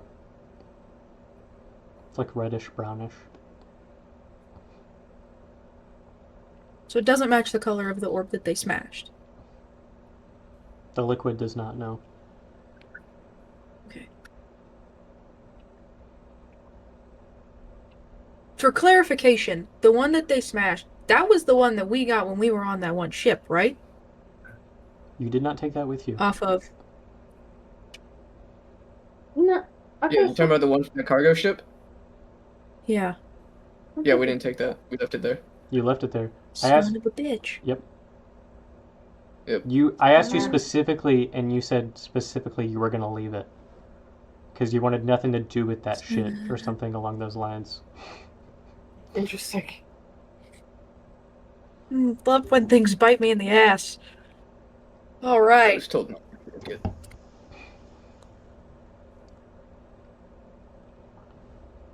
Okay. Okay. If anyone else wants to do anything, I'm gonna sit here. I gotta think for a minute. Yeah, I can't think of what else to do. Do you stick your hand in the liquid, Cygnus? Oh yeah. Okay. 100%. It's a little thicker than you thought, and you bring it up, and you catch a whiff, and it smells kind of like iron.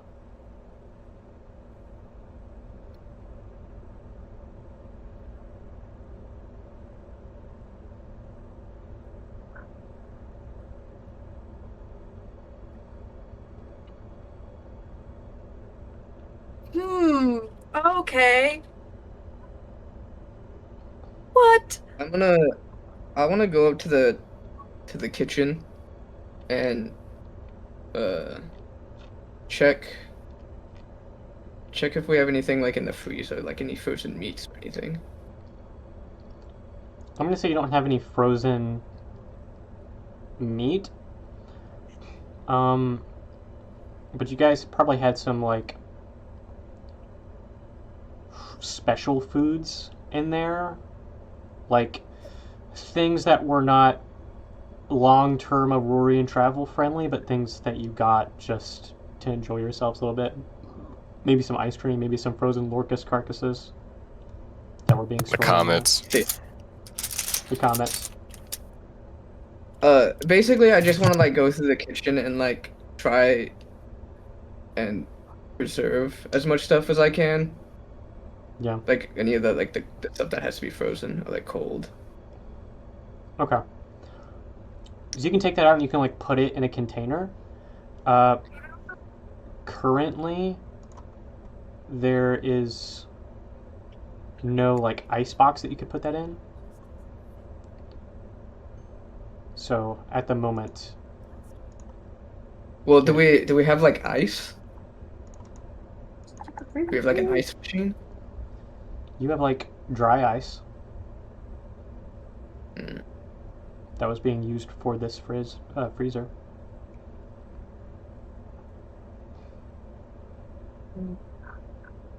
Just keep the freezer closed for now. Yeah, I mean if you leave it in Yeah. there, it'll stay cold for maybe for like a couple weeks or so. Good freezer. It's a space freezer. Oh no, our bodies.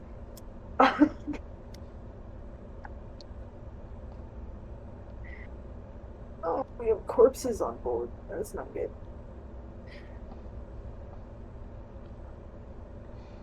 And then I want to walk over to Daniel. the engine room where Cygnus is at.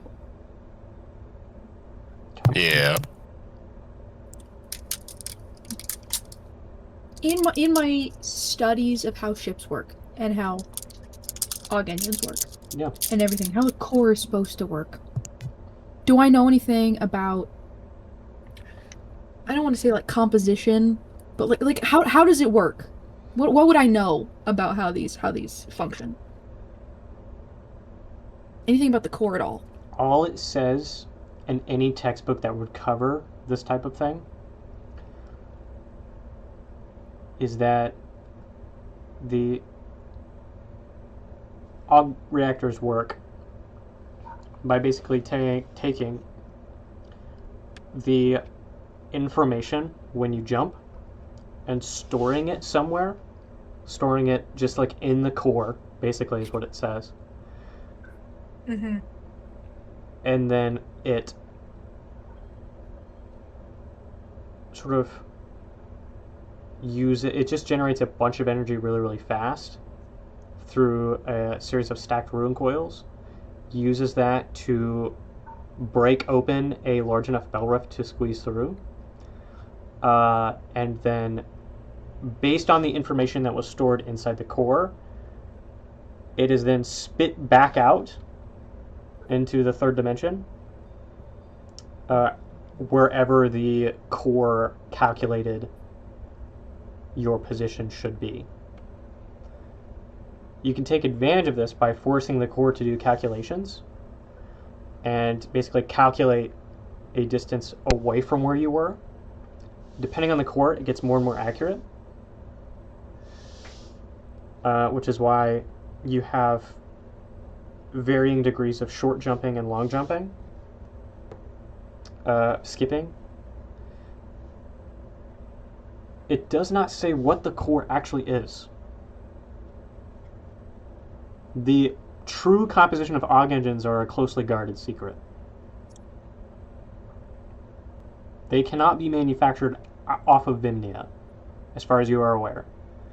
And they're so delicate that the entire engines are often removed from scrapped ships and used to build other ones, and that's how you get new ships, is you scrap down other ships and just build more exteriors. Which is what they were doing on Arquette.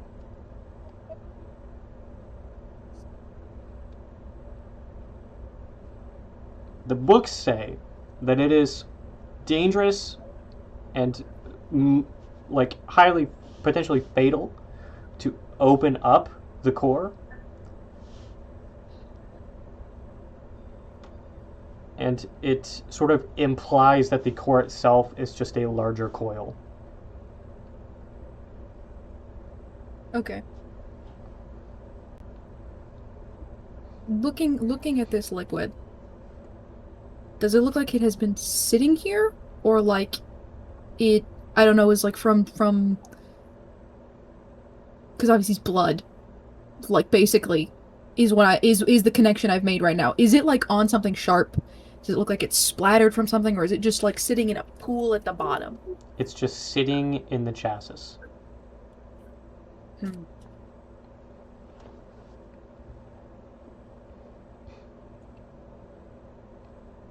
Yeah, Crom, you walk into the AUG engine, the AUG reactor room, and you see that Cygnus is just kind of sitting, looking into the reactor with a weird expression, and her hand is covered. She's got a notepad in one hand. She's like looking between it and her notepad. No. She's thinking real fucking hard right now. Her hand is covered in some like dark liquid, and you enter the room and you immediately smell what you recognize as blood. Smells like blood in here.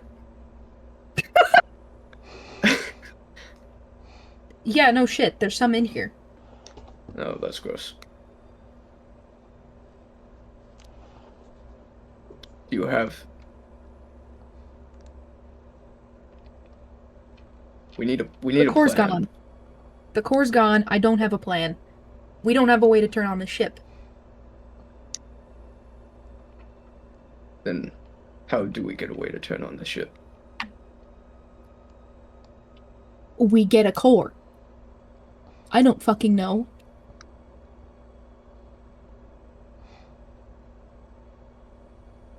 And what steps do we need to take in order to make that happen?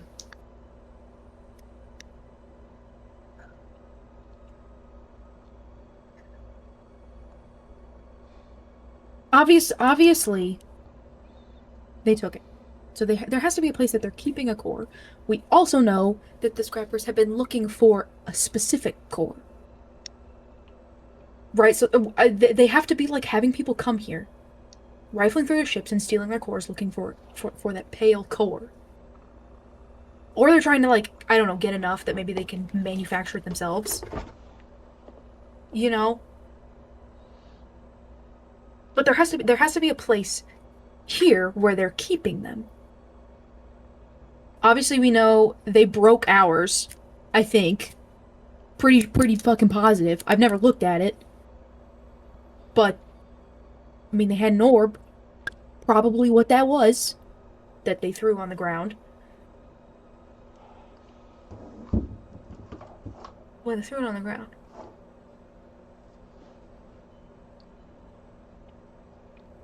Is the broken remains of that orb still outside the ship, Daniel? Yes. They just left it. Okay, Cygnus stops talking, walks past you, and goes and grabs all that stuff. Obviously, I can grab all the pieces because they're right there and stuff. And can I inspect this? Can I take a minute to just figure out? Is it just a ball that held energy, like Hellfire, or is it something different? Is it something man-made? You examine the pieces, and composition-wise, it feels like the density is greater than Hellfire gemstone. It sort of doesn't refract light in the same way, for that matter. It's a lot dimmer when it comes out the other end. Seems like a different kind of material, but it wouldn't be incorrect to say that it is also some sort of crystal or like gemstone. Okay.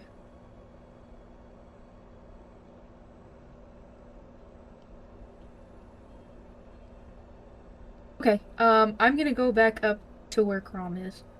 Pieces in hand. So this was our core. Broken down, Yeah. drained of the energy. Okay. It is a really long shot. And we can't fucking go anywhere. If I get some time to mess with it, maybe there is a chance I can fix it. Or jerry-rig it enough to get us off of here.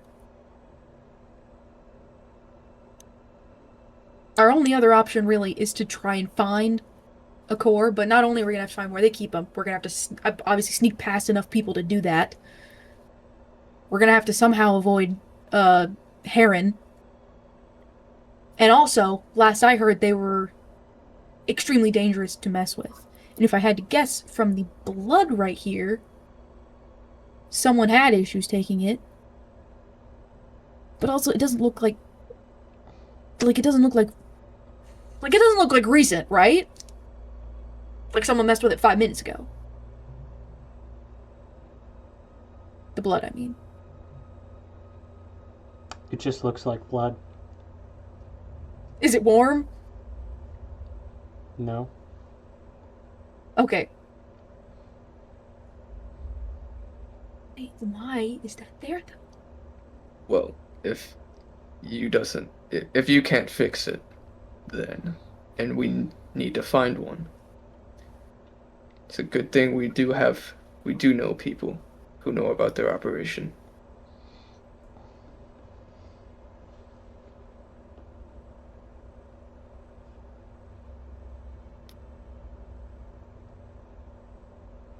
What do you mean? Well, Funi worked for them. Her dad is indebted to them. And I'm sure there are plenty of other people around here who might be willing to help. Is Funi still on my back? No, Funi climbed down when you were sort of running around and just kind of stayed on the bottom levels. Presumably where Eskar is. Kale, where's Eskar right now?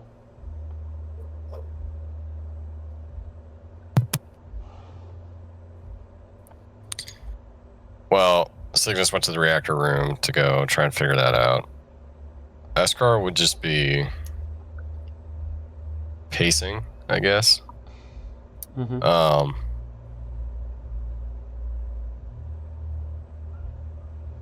Trying to think of what to do. He would sit down next to Pennicus.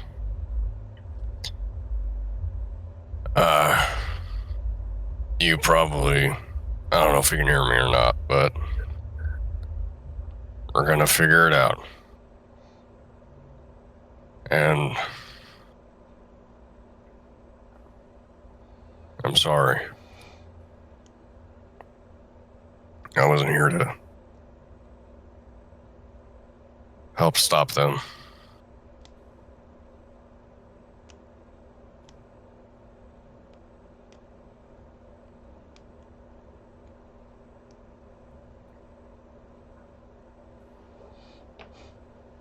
While Chrome and Cygnus are doing all their things and Escar's in here, I want to go around checking pretty much all of the Estidkin for similar wounds, similar marks, similar like deep scratches like that. Mm-hmm. Make investigation check. Yeah. So I do, baby. Ooh, very good.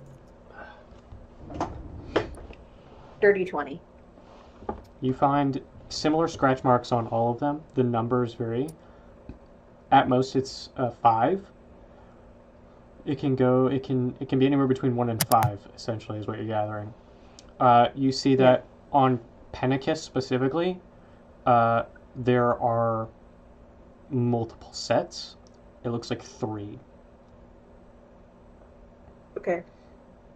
3 sets. And remind me what the actual wound looks like. It's like 4 deep scratches? It is anywhere between 1 and 5 scratch marks. They, for the most part, appear to be shallow, like they don't dig into the skin too much, but they do reach muscle, they do reach tissue.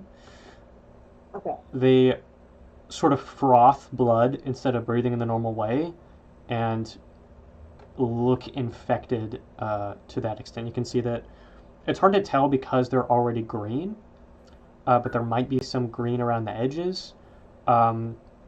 It just looks like there was some sort of adverse reaction that caused the blood to foam on the outside, and in most cases the blood's hardened that way when it scabbed over.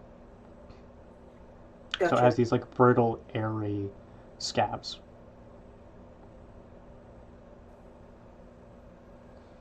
Okay.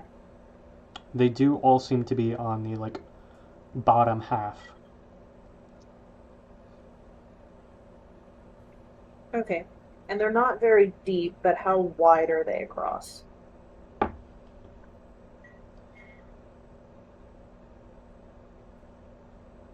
How wide? Yeah. Like a Like less than a like a centimeter. scratch. Yeah. Okay. A little wider than I thought. Because a scratch from a blade is going to be way thinner than a scratch from, say, a nail or a claw. Whatever was used to scratch them was very, very sharp. Very sharp. Okay.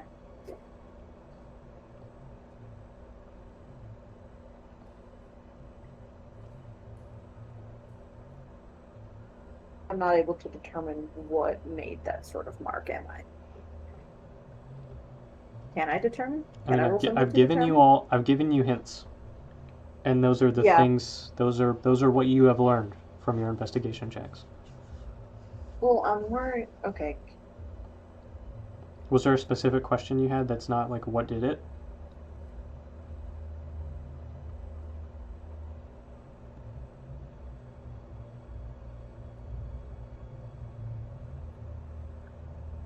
I'll With answer. the- I'll answer questions shy from like what was the weapon. Yeah. Okay.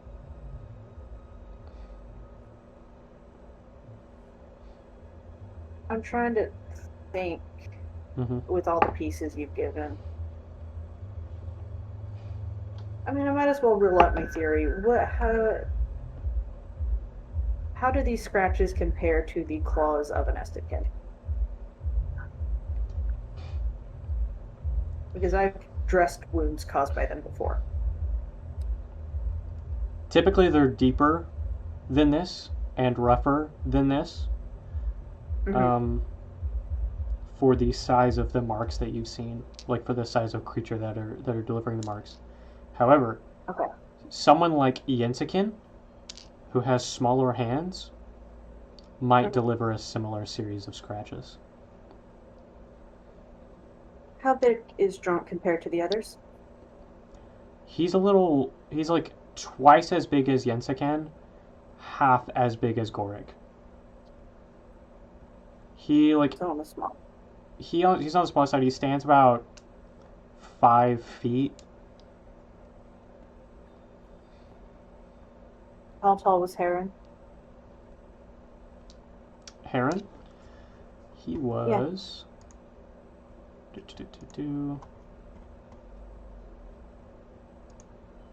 About 6 feet. Okay.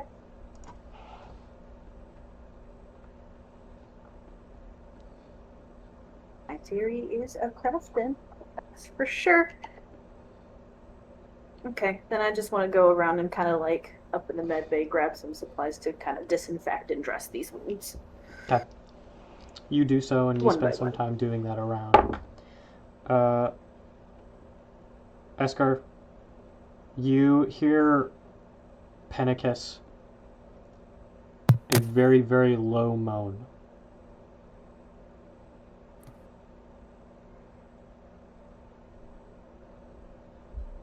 Can I listen into that? Go ahead and make a perception check.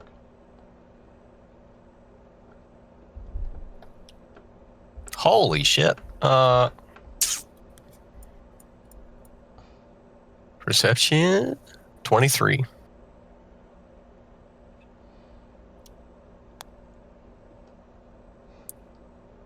He says,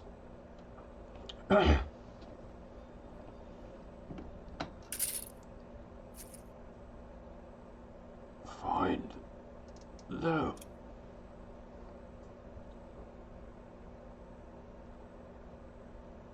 Bring him home.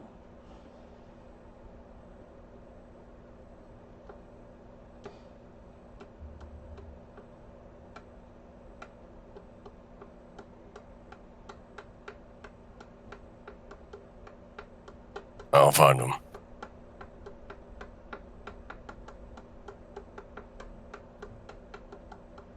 I'll get up.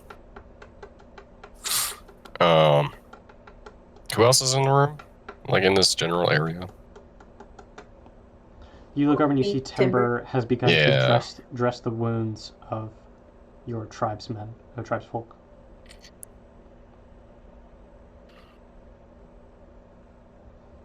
We need to find Drunk. I agree. I feel like whatever happened here, Drunk would know at least who did it. I would agree with that as well.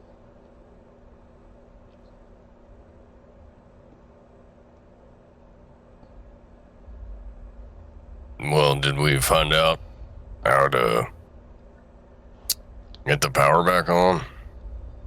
I don't know. I haven't checked. I've been tending to your kin. I see that. And thank you. Esker, come here.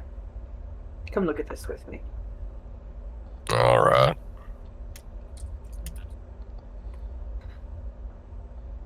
You ever seen a wound do that? You're a warrior. Have I ever seen a wound do that? You have seen a wound do that. You remember a long time ago, back on Yaskanar, there was a venomous arthropod. It wasn't large. It was smaller compared to the other types of bugs. I know arthropods aren't bugs, by the way. I'm just going to use that as an encompassing term. Critters, we'll call them that, or Krutliks. Krutlik, yeah. Compared to other Krutliks, they're on the smaller side. A diameter of maybe 5 or so inches. But what was scary about them is that they would sort of drop on you, and their fangs, while again on the smaller side, were tough enough to pierce hide. Oh, damn. The venom that they would deliver was quite potent. It acted like a muscle relaxer.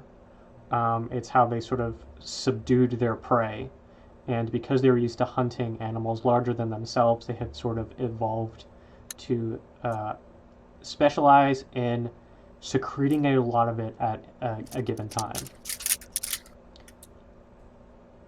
You remember that your father had on multiple occasions sort of come home from having been bitten by one of these, and you'd have the wound dressed by your mother while you and your sisters watched, and he would warn you time and time again about this creature.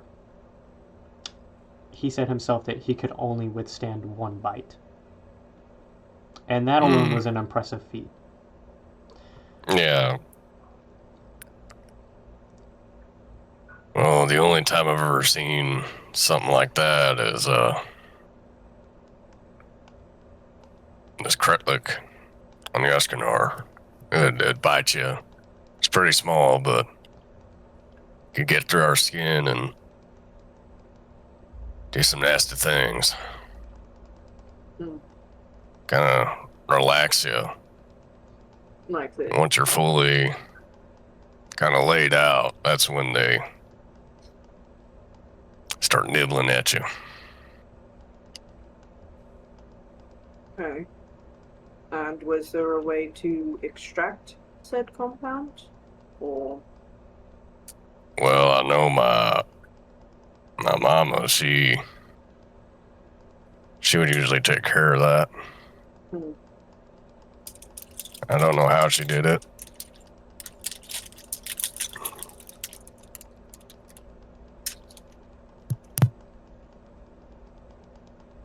might I be honest with you?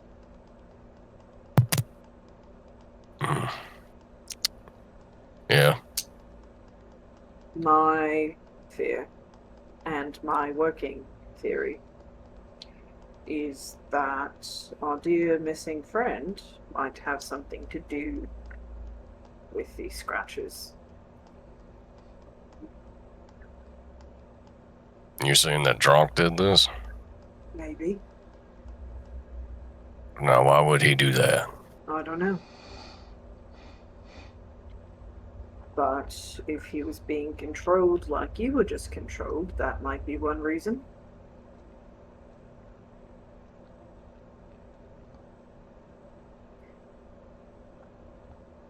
But who's to say? But it wasn't my mind. I was just like, it's like my body.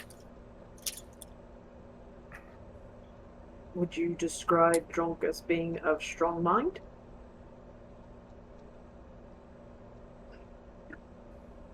Well, I wouldn't say that's a common trait with my people in general, but yeah, I'd say he wasn't. Well, then there you go.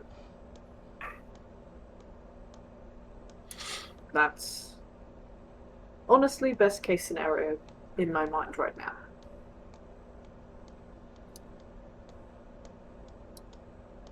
Because otherwise, why take him and no one else? Why not take one of the stronger ones? Or I don't know. You know, he said something to me before he left. When he looked back at me, for the first time looked in my eyes, he said that was more like it. I think he saw that rage I had. Almost certainly. And if there's anyone amongst my people on this ship who would have that same very look in their eyes, it would be Drunk. I would agree with that as well.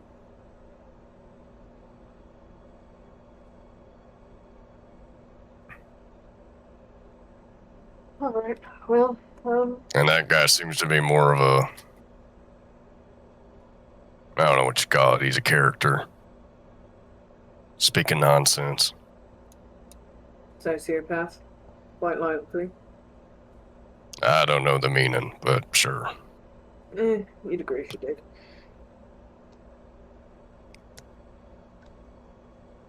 Funny. Oh, Agreed with him. Maybe I would if we were fighting with the same people. that's the way he's going about it. Exactly. Becoming. There should be nothing like what he's talking about used on anybody. I would agree with that as well. And I will be filing a report with my people. Just so they have knowledge.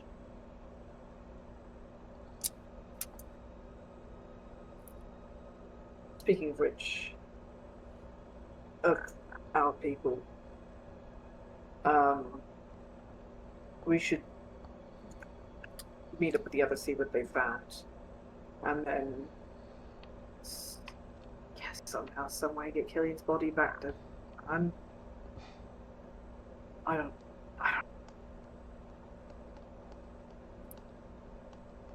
You people were not kidding when you said that you have a habit of just getting mixed up in the shit, so that's what. Yeah.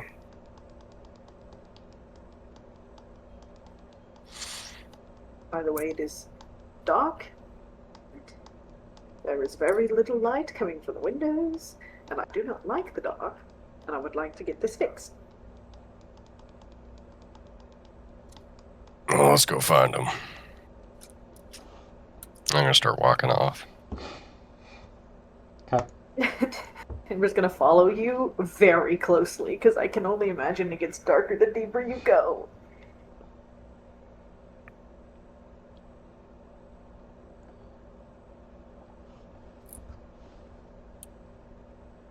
I would start heading to the reactor room to see if they're still in there.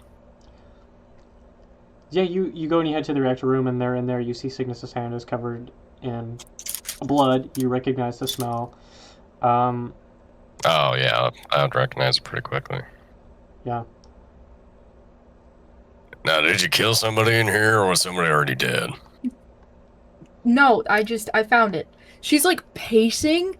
She's like, she looks like she's thinking so hard. She's got a notebook in her other hand. She's got a pen in her bloodied hand, scribbling things down here and there.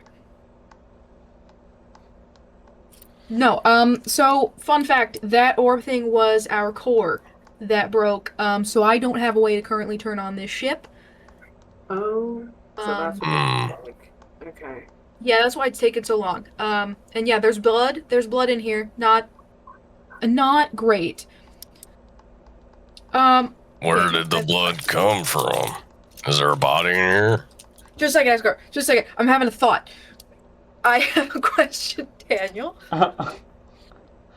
Cygnus says, wait a second, and then communicates with the mothership. Yes, I am here! Yes, precisely. Okay. How did I learn geonemes? Where did I find that information? The book the man gave you in the low stratums. In the substratums, I should say. Okay. Gotcha. Secondly, you remember the photos that I found in Killian's jacket Correct. forever ago. There's one with a monfling in it. Does that look like Heron? Just to rule something out. Do you go get the photo? He smiled. Yes, I go get the photo. No way! No way! There's no fucking way I just connected that. You get the photo. And you look at it. Shit. Holy shit. And that face still burns with hatred to this day. My God! Though at the time... Fucking genius, guys! Though at the time... he had all three horns. He had all three horns. Okay, that's what I fucking thought. Holy shit! You have no idea how much notes I just looked through to figure that shit out. Do you does it tell you what was written on the back of the photograph? Yes, I have that written down. Remember that fucking folder I made forever ago for Cygnus? Mm-hmm. Of the, like, 3 things I wrote in it, that was one of them. Oh my god. I'm shaking, guys. I'm so excited. This is peak. This is the Holy- best I've ever done in this fucking game. That's Oh my amazing. gosh. Yeah, pat yourself on the back for that one, Daniel. That's awesome. That was a That's deep pull. You got it fantastic. so fast. You got it at light speed compared to what I figured was coming. I'll be completely honest with you. I was like, oh, this will take them Yeah, another baby. year. Okay. The one that had something written on the back of it was not that same photo, was it? So, the photos had names on them. Yes, they did. Okay, so Was maybe were those it written on wasn't the the back then, but they had something written on them. Yes. Oh. The one with him on it.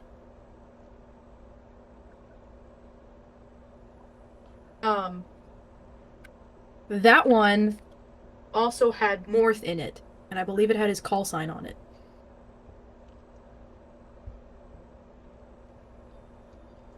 Correct? Which would have been.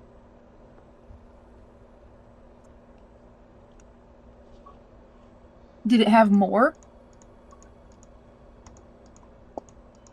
I'm gonna look at my notes. Maybe I didn't write it fully in this one.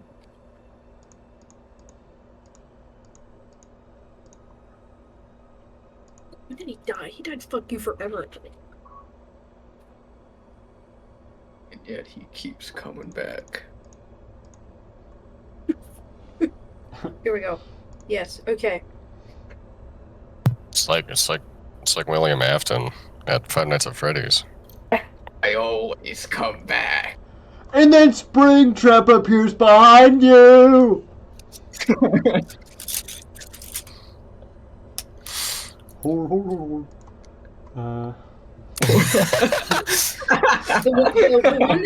The one that has Heron in it Uh-huh. has Morth listed as Breaker. I know the other ones have other stuff on it, including things I didn't know fully. But was there something I missed? This one did have some of that, the code on it. Okay.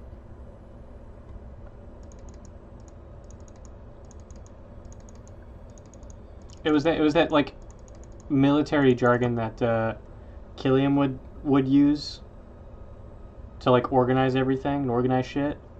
That you are at one point decoding to try and figure out, but we haven't gone back to that in a long time.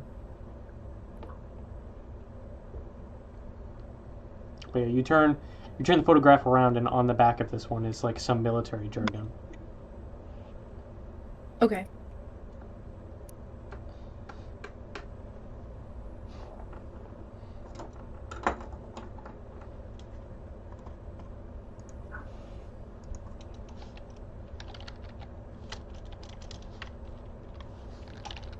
So what do we do from here?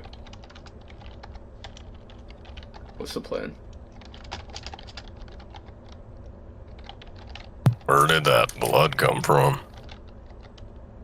You know, that's so funny. I have not been thinking of an active plan. I've been thinking about so many other things besides a current plan of what to do with our next actions.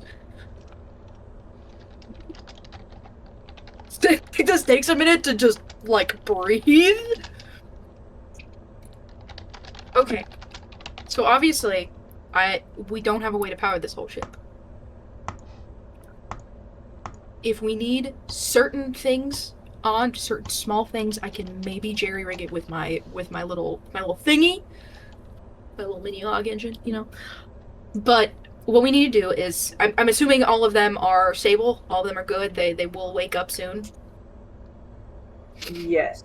Everyone is stable and in a better position to allow for Okay. airflow. I've treated the wounds, of which most of them have. That's actually what I wanted to share. They're these sort of scratch marks, and they sort of bubble like they've been. Esker pointed out that it reminded him of this like toxin from a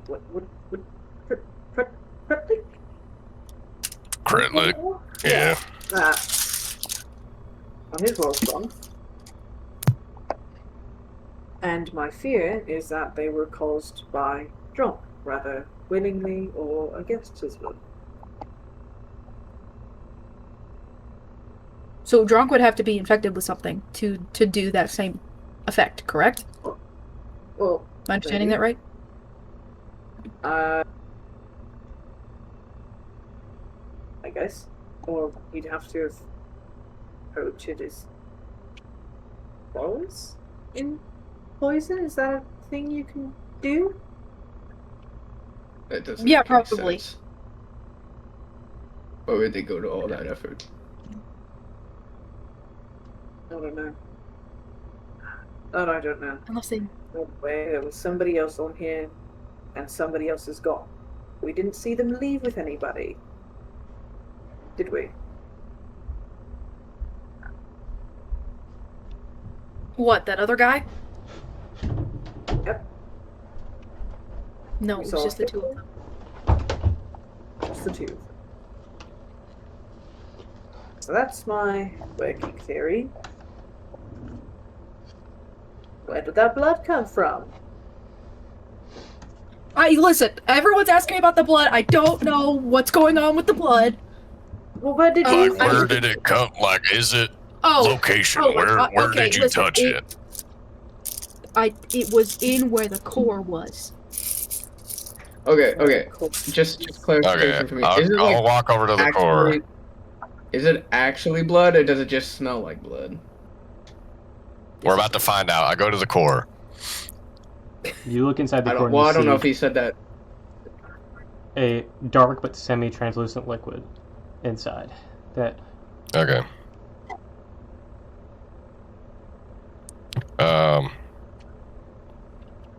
I was just gonna say I'm that gonna get smells. some on my finger. Okay, you put some on your finger. Yeah. It's thick and sticky Okay. and cold. And cold. All right. Let's do a good old intelligence save here.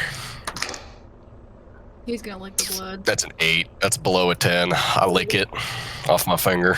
I was gonna say, is anybody gonna do intellect by separation here, or You taste He's investigating. blood, but also I am investigating. some kind of chemicals. Make a check for me really quick. It's just going to be a Okay. recall check, so an intellect check again. Okay. Come on, baby. Come on, baby. 13. You were fed something like this at Turkdon. What the fuck?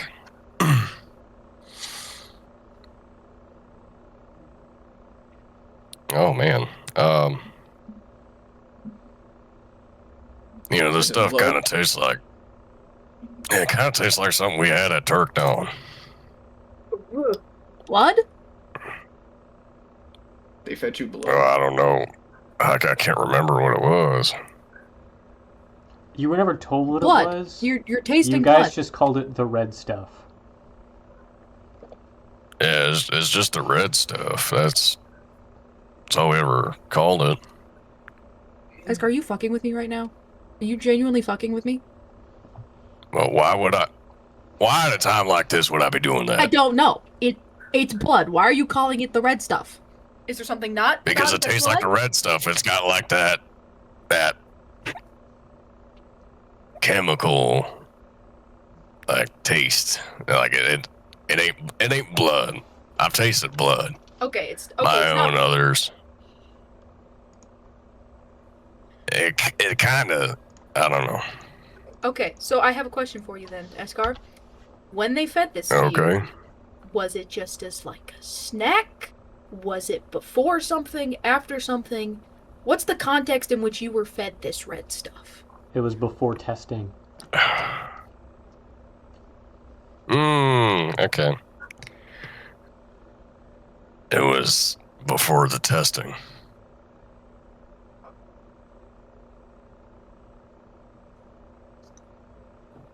Cygnus writes that down. That's when they would give it to us. Also writes that down. Or testing. You suddenly relive a very Okay. vivid memory of sliding out and then back into your own skin.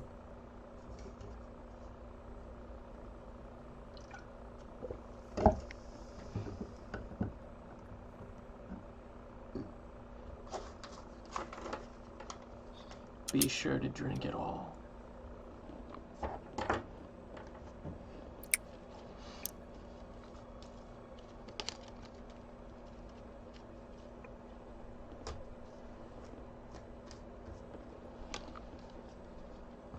Okay. Another question for you, Daniel. If I went into the med bay and I used my mini arc engine, could I power like a single computer? Could I power like one device? Yes. If Okay. you can isolate it from the rest of the ship, then yeah. Okay. Okay, I start walking away, and as I do it, I like signal at Timber. I'm like, hey, can you get a little swab of that stuff? You come in here in a second. Yeah. What I'm gonna try to do. Obviously, we have like a blood analysis thing. Done it before. I want to turn on the computer that does that. Perfect. Because I've got all sorts of swabs I want to test. Hold on. Wait, don't leave without me, actually. He pulls out a box Very well. of swabs he's been collecting. Perfect timing. Well, if you need me, I'll be downstairs. Part of my job description. Like, Okay, You pull out, please you make pull out sure. the box from Dexter. It's got all the blood samples in it. yeah. Crom, please tell me if you see anyone get close at all. Okay. Perfect. I'm gonna go start doing that. Wait.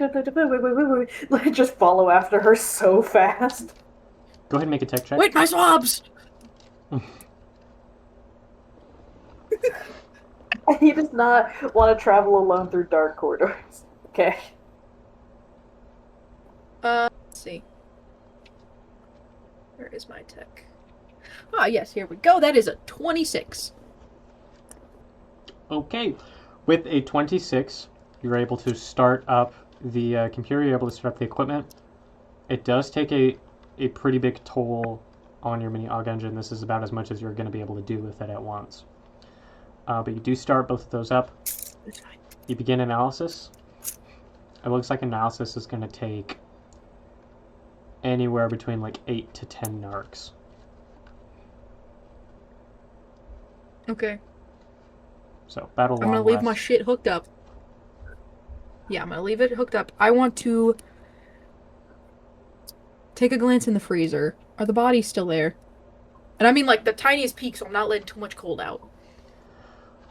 They're still there because it uses it used Okay. liquid nitrogen, so it's still cold. However, it's no longer continuing to cool. So it looks like those are probably going to thaw. It is insulated though. Okay. So you could leave them in there for maybe like a day or so before they fully thaw. That's fine. Okay. So then I get it going, then I'm gonna look at Timber. Okay, so this is gonna take a minute. We need to do something in the meantime. Okay. I think obviously we just can't go anywhere right now. My working idea is maybe I can fuck with this core. Maybe I can get it put together a little bit. Maybe I can fill it with something enough that I can jumpstart it and at least just get us away from here. Okay. And that's gonna take some time. What I think we can do in the meantime is go on with your mission. We get these, Okay. because obviously these bodies are not gonna, they're not gonna stay like this now that we have no power. So we need to get them to your contact and get Yes. that going. And if he can get Killian going again, maybe I can get some more answers. Because I think this shit is a lot more interlinked than what we realize fully. How so? She pulls out a notepad in which she has scribbled things, and I have written things in her perspective as well. She flips to a page or whatever, and she's. So I think I have uncovered a link between our last very scary, very dangerous encounter and this one. Heron was with the Federation at one point. He worked with Morth. I don't know what has happened. Obviously something happened. He got betrayed. He got dropped. Whatever, now that he's so anti-Federation, but that's why he's so similar. I mean, you haven't met Morth. What did you say, actually? Hold on. Borg, what? How to comment on Morth. Big bad Federation guy. I've heard the name. Yes. So we've talked to him on several occasions now, actually. And I gotta tell you, very scary guy. I don't like him one bit. Him and Heron are so much the same. Okay. You know, he's like, oh, you know, fuck the Federation, you know, this and that. Their end goal is almost identical. It's just a different outcome and different execution. How did you connect this link? How did you find that out? How do you know that? Okay, so start going over my notes in which I have written down the things that I found in Killian's files. Okay. What I've written down in Killian's files, which is the whole thing of like how the Federation in fact was tied to scrappers that were carrying reactors. Uh-huh. And I kind of glance over it because it does relate to this, because we are dealing with scrappers who are looking for a pale core. Yeah. That are working for Heron. Okay, these guys weren't working for Morth, but he wasn't necessarily doing much about it. The whole point of the mission was just to follow them. And then when they initially attacked, that's when like things went south and everything. Okay, and then I go over, you know, how Morth is like, he has the whole thing about like purging planets and putting them under control and everything, and what I wrote a minute ago was just similarities, and then I show you the photo. What it is it's Heron with all three of his horns saluting Morth. What else is in the photo? Remind me. I believe it is just them two. Okay. Let me relook. Yes, it is just those two in that picture. I guess if you look at the other, because I have all the other photos with me, there is pictures of Killian and there's pictures of Harp and stuff, but this one specifically is the one I'm showing you, and it's him in the background saluting Morth. Where did you... Oh, you're cruising some deep shit. Deep fucking shit that I didn't find out until like a week ago. And it's all because of the guy we have in the freezer right now. I have a feeling, I have a very good feeling. What he did fucked up what they were doing. Whether or not that is what caused Heron to break off, it's what got Killian fucked over. Okay. And maybe by proxy. I don't have the full story yet. I have to look through more of his files and do some more digging, but... Okay. Yes, what I'm saying? No, I understand. Okay. Well, in that case, then we absolutely need to get him to... We need to. And I don't, and I'm going to tell you this before I tell it to the rest of the crew, because obviously you don't have attachment as much as I do. I don't think we can stay here and make a difference. If he's anything like Morth, because we underestimated him, we almost died, and I almost lost everyone on this fucking crew because of him. He's no Morth. He's no Morth because Morth is a whole different fucking beast. Okay. But if they're anything similar, we cannot stop him. Okay. And I'm going to tell you this before any of the rest of the crew. I did get word back from the Concord regarding the situation here, and they have declined assistance. They said our numbers are too spread thin. Which only gives me more confirmation about what I think our future goals should be, which is getting the hell off of this planet before we die. Right, but I would like to give all of this information on Heron to the Concord. I fear and I feel that it may be important to the overall mission. Especially if Your we are mission? baskets in this pie. The Concord's message. And if we are investigating Killian, then I think that those linked to Killian might be important information for my people to have.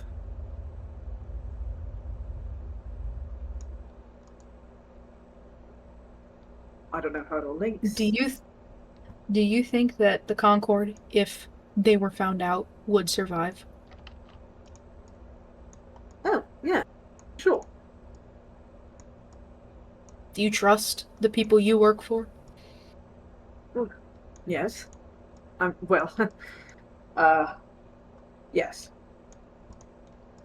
I don't know any of my superiors personally, but I know what we stand for. I know what the values are. I'm sure maybe there's a couple of bad apples in the crew, but that's how it's going to be with any sort of movement. There's going to be people who are nice people on the surface and horrible behind closed doors, but that's just how it is.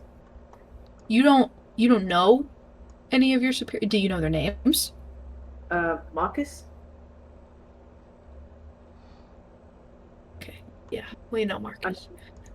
Yeah, but there's I'm 80% sure that there's just going to be a department of Marcus, and it's 5 people who are pretending to be the same guy. There's no guarantee. Discretion, it's what we do. What? Remind me again what the Concord's mission statement is. To dismantle the noble houses and bring it to the galaxy. To dismantle the noble houses and what? Bring freedom to the galaxy.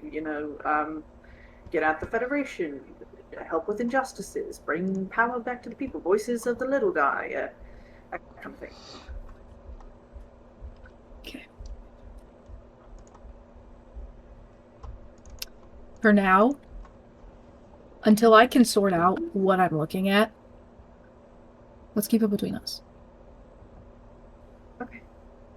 Sure. Not to discredit Concord or anything, right? Because, John was kind of cool. I knew Marcus at one point-ish.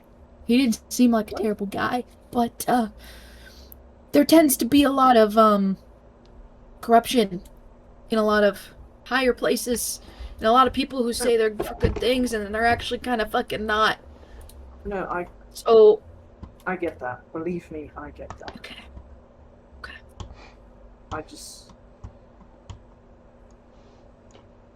That's what I only say that too. I power to you, because, hey, me too. The fact that you don't even know who you work for entirely puts me a little on edge, gotta be honest. What I can tell you is that my entire family works for them too. So If anything, that just tells me you're indoctrinated. But I'm not gonna, you know, I trust your judgment. I trust you as a person. I ain't trying to say nothing bad about you at all. No, I get that. I think we should meet I don't up have with an the group. argument with that. I think. How did you discuss plan or anything about how we were gonna get these to that guy? What you got any start on that one? Yeah, well, yeah, hold on.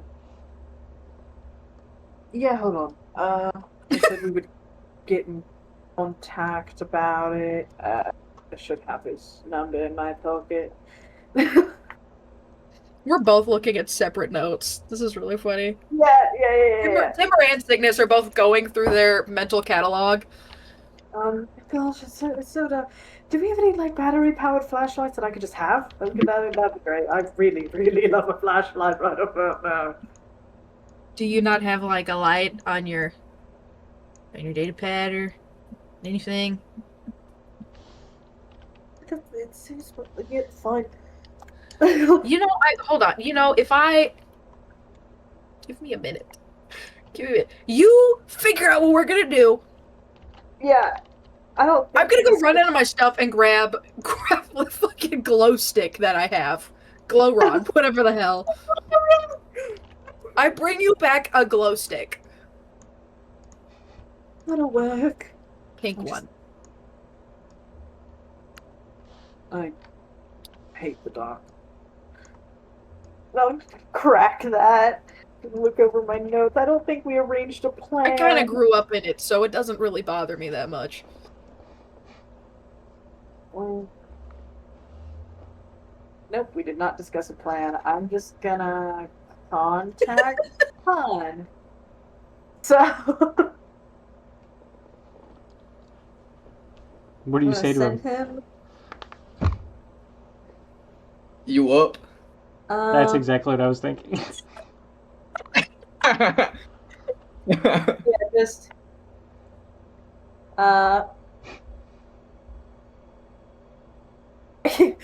fucking hey handsome, it's me again. Winky face.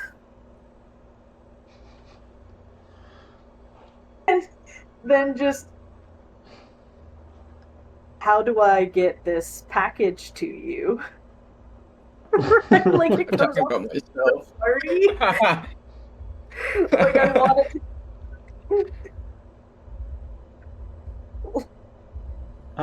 I wanted to. I purposefully wanted to come off as though if somebody read through my logs, they would think I was sexting. Like that's what I wanted to come off. That's good.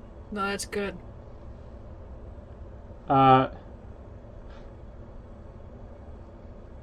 He messages back.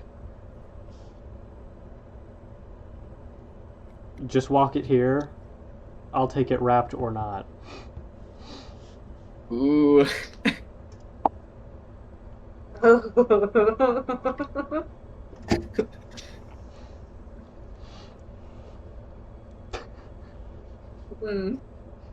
Okay. Uh-huh. Oh boy. Timber bright red. Like, oh god, I can't believe I'm doing this.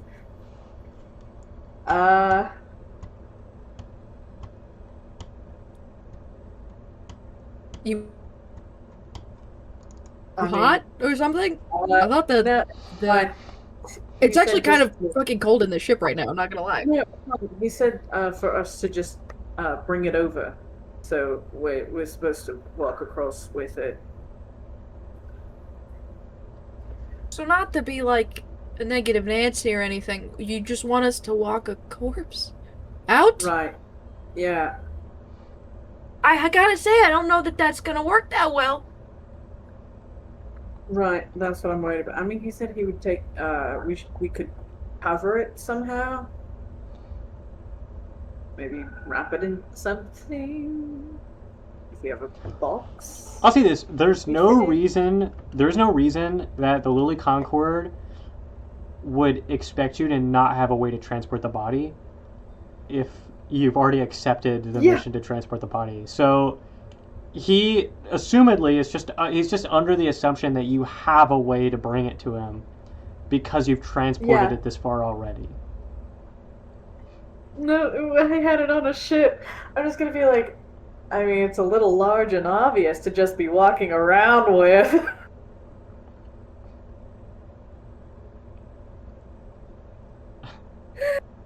I have an idea. Where are you guys talking right now? Well, there's sexting. The bad thing. No, I mean like Cygnus and They're at the Yeah, med we're in bay. the med bay. Timber. We're in the med Yeah, bay. they're at the med bay. Oh, in the med bay. Okay. Would I know that you guys went to the med bay? Yes, we were talking about it out loud. Okay. So I would head back up there. Because when you guys left, I kind of just stayed in there. Yeah.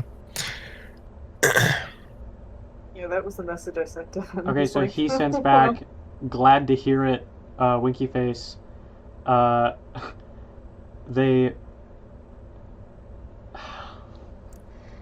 Uh-huh.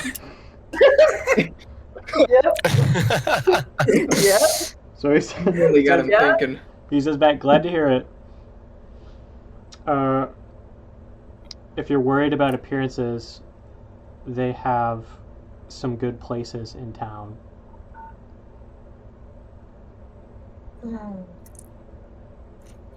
Where you can buy something nicer to wear. Hey,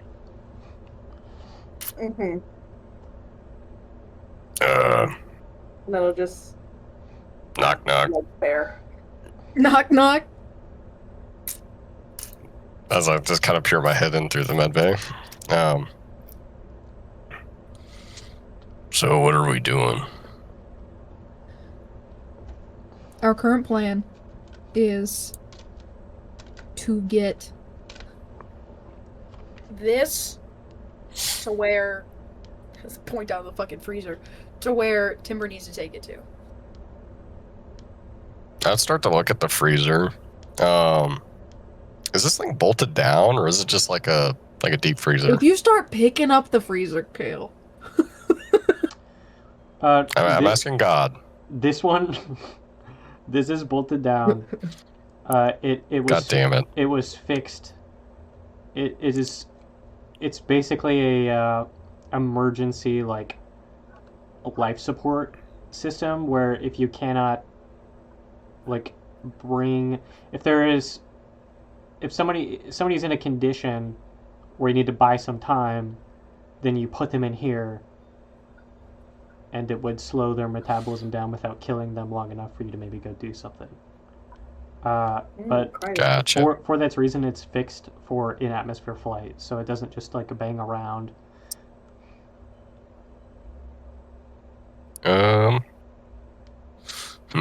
So Well, I can't just pick up the whole freezer and What? carry it. well, no, I don't want you to take the whole freezer. We're not taking the freezer. We're not worried about that part. Oh, why not? This is a big old box. Who's gonna wonder about a big old box? I don't know. Anyone who sees the four of us carrying a suspiciously large box into a scrapyard? Yeah, a big old box that we're throwing into the scrapyard for scrap. Okay, and then what if someone's like, alright, let's see what scrap you got, and we open it, and there's 2 corpses. And also, I would like to have that in case anyone else is in imperative condition, but that doesn't matter. Here, what I think we ought to do is... Because obviously the scrapyard has to have, like, a service of, like, you just bring shit. Why don't we just get, like, a... I don't know, like a... I have a cloak. I wheelbarrow? can just wrap them in it. That'd be like us bringing a body bag to the scrapyard and be like, yeah, throw away this trash, please. Someone's got the body-shaped roll. We might as well just get a rug and wrap him in a rug and throw it in there because If that's... somebody sees me carrying it, you think they're gonna ask me what the hell I'm carrying? What if we get like? What if we use the bag? That would work too. Yeah, it's just a big old bag. We're just taking a big old bag to the scrapyard for scrap. Right, because the only person who works at the scrapyard is him, right?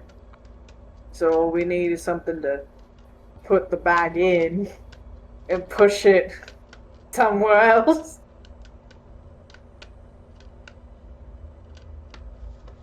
I'm gonna go get the bag. Okay. Okay, you go get the bag. You I got go it. get the bag. Okay, I bring the bag back. Okay. All right. Can the bag fit both of them? Both of them? Or aren't we just taking one? No. It We're cannot gonna fit both take of both. them. Why do we need to take... I thought his whole thing was for Killian. I thought Well- you decided against that. I'm not bringing her there for the sake of just, like, reviving. If he's got a way to revive people, he's got to have a way to store the bodies. There's no guarantee I can get this up before it starts to thaw. If we Now, bring didn't her God there, say something about how it could last a few weeks and be all right? no, he said like a day, didn't he? So your freezer for like food and small things is dry ice, and that one's got enough to like keep things near zero for a while, couple weeks. Oh, The cryogenic pod is a different story that was using liquid nitrogen and needed a constant cycle. So this will only last about a cycle right now. But we could just put dry ice in it. It would burn Right? the that's really bodies. bad. Yeah, Oh. that's how you burn tissue. Okay. So I get Well- back to my original point of we got like 2 cycles. Maybe. Okay, well, I'm working on maybe a way of finding a more discreet method. He said that there were places I could pick up something for that.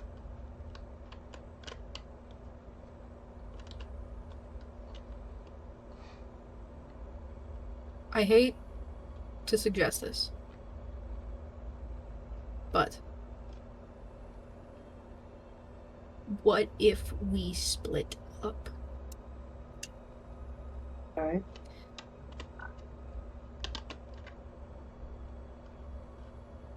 I can stay here and try and work with this core with what I have on the ship. I can maybe power like a thing or two here or there if I need to try and see if I can fix it at all. Because that is going to take me a minute. Okay. And the rest of you can go try to find a disguise or something to put them in that we can take them to the scrapyard. I can be safe because the Ested can wake up soon. Okay. They'll wake up I in- doubt anyone would just come and attack you in cold blood. But if you like, I can try to collect some of my stuff and wake one of them up to be a guard for you. Escar, how do you feel about that? About this plan?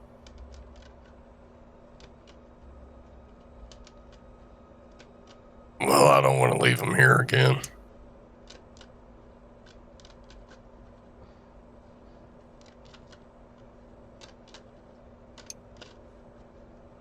I don't have enough in my power to wake everyone. But I could do 1, maybe 2 or 3, and have enough left to defend myself if needed.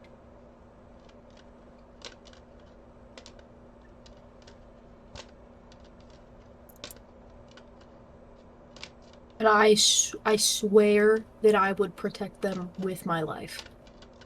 I got enough stuff here on the ship that I can set up a pretty good fortress, even with the power off. Fortress, so to speak.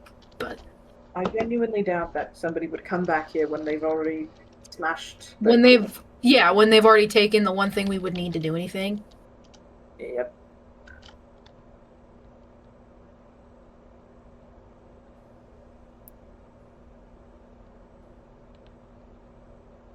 Okay.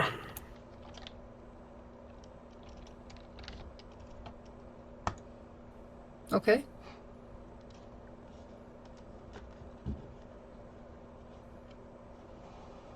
We can get this body thing sorted out, and then we can go from there.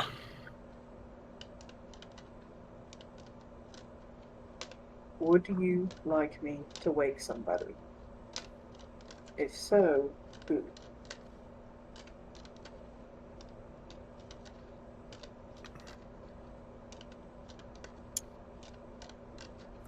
Let's before we decide on this, I stick my head out the med bay. Crop! Come in here. What? Alright. Like, just stick my head up the ladder. What do you want? Come in here. We're discussing a plan.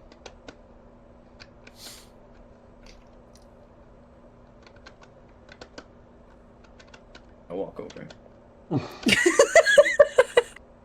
You stare at me for like 3 seconds before you move.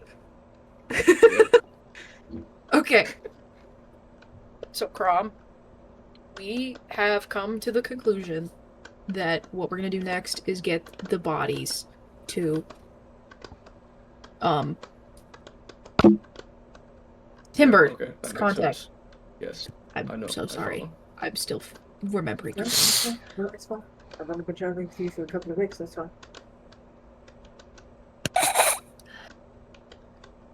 I'm not gonna address that right now.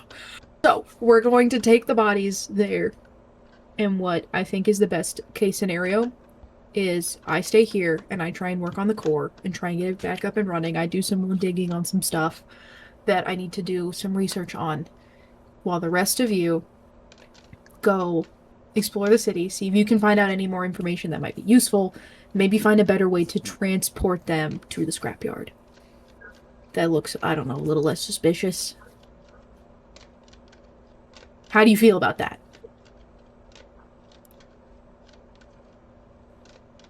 I've already said that, like, I will make this place an impenetrable fort, and I will fight anyone who shows up. To my dying breath, I will do it. And you know me, the second I see anyone, I'm probably gonna be screaming in the comms. So, like, you'll know if something's happening. Okay, well, how about this? Without the Me ship, and you stay here. your comms will not work at range. What? No! Yeah. Why don't Dead we stay here and they can go into the city? Because if they just need a box, I don't think three people is really necessary. It's more so you to watch Escar's back, him to watch yours. And I eventually, don't. And both of them are actively watching your back, but it's think like you're in the front, they're behind you, back to back, so they've got all sides covered, really. You know what I'm saying? Cool. of course. You're right. involved in the. I said that wrong. What'd you say? Grom. What happens if somebody comes into the ship? Well, like I said, I will actually blow them up. I have like basically endless resources in here. What? Along with anybody else downstairs? You can't exactly move the Estican by yourself.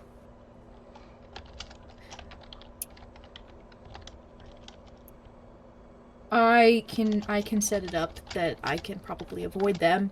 They should, wake up soon, too. And Timber even said that he could get one up to watch me for the time being.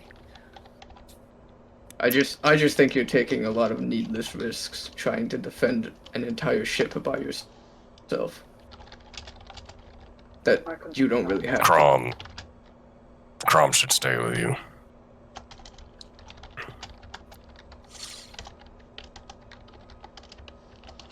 Okay. I'm strong enough I can carry the bodies and I can... Even if you get... I don't want you to get pricked again. And then leave Timber defenseless. You already said that he was going to see us again. I don't think he was lying.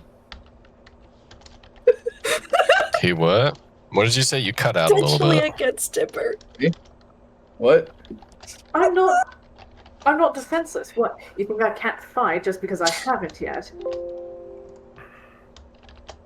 How? What's Timber's build? Are they like twink size, right? Clunk! Yep. So, okay. Actually, now that you asked, Like what? you would have known. What's their physical build?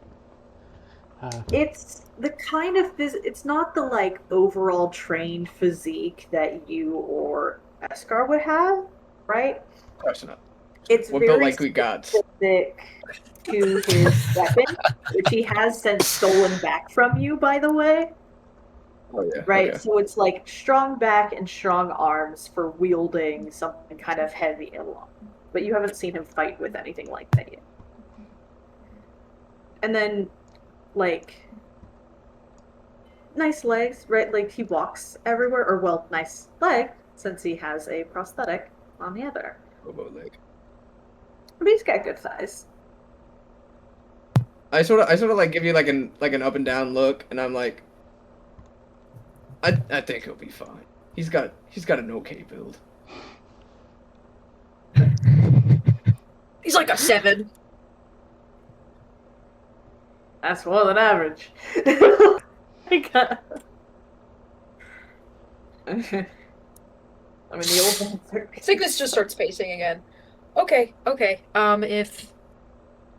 I mean, yeah, okay. That works for me then. Even split. And if something goes wrong, I have my contact. Eskar is strong and fast. If they need to run, I'm sure he can carry Timber. We need to set a time limit though. We need to set a time limit since we can't actively talk. Yeah, we don't have any like Let's backup say- comms or anything, do we? Like we can't go analog or anything. Your comms Hold are on. localized to ship. What about text messages? Do all of you have data pads? Yeah. I definitely did. don't. I have my wrist pad that I have texted on before. Yeah. Your wrist I pad is a definitely data pad that you put on your wrist. Yeah. Yeah. Yeah. Got it. You basically made like Okay, Pip-Boy from Fallout. Yeah, exactly. Timber, I need your number right now.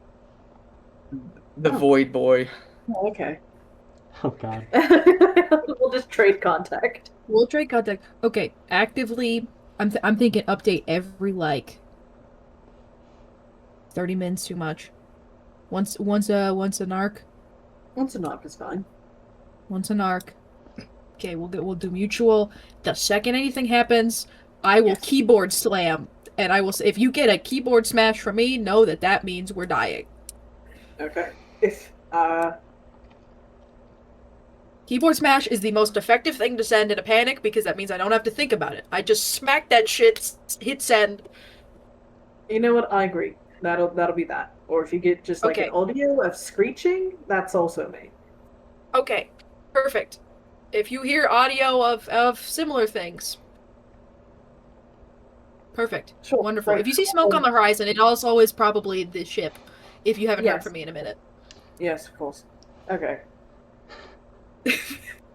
I'm just imagining the thing's like, "Ah, I need to call for help!" Ah! And just like smashing the. I need to let someone know I'm in What danger. happened? Bang, bang, is- bang, bang! Oh shit! She slams it, hits enter, and then immediately switches to her fucking missile button. I imagine it's like Flynn from Cloudy of the Chance Meatballs. How he's just like sort of like slapping the keyboard.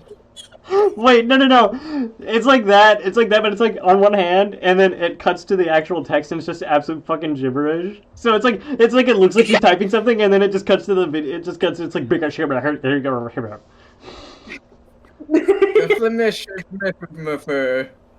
The Yes!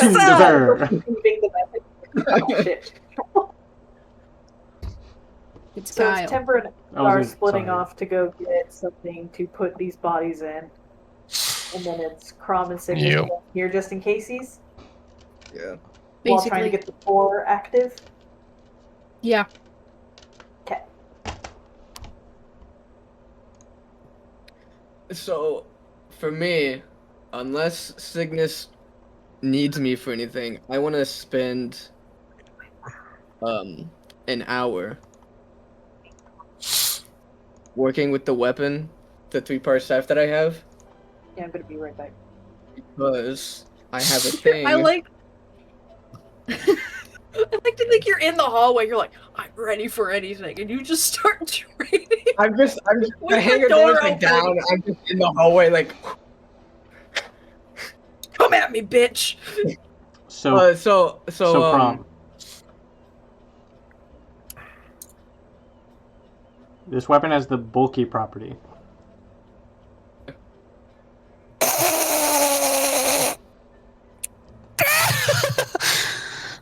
Okay.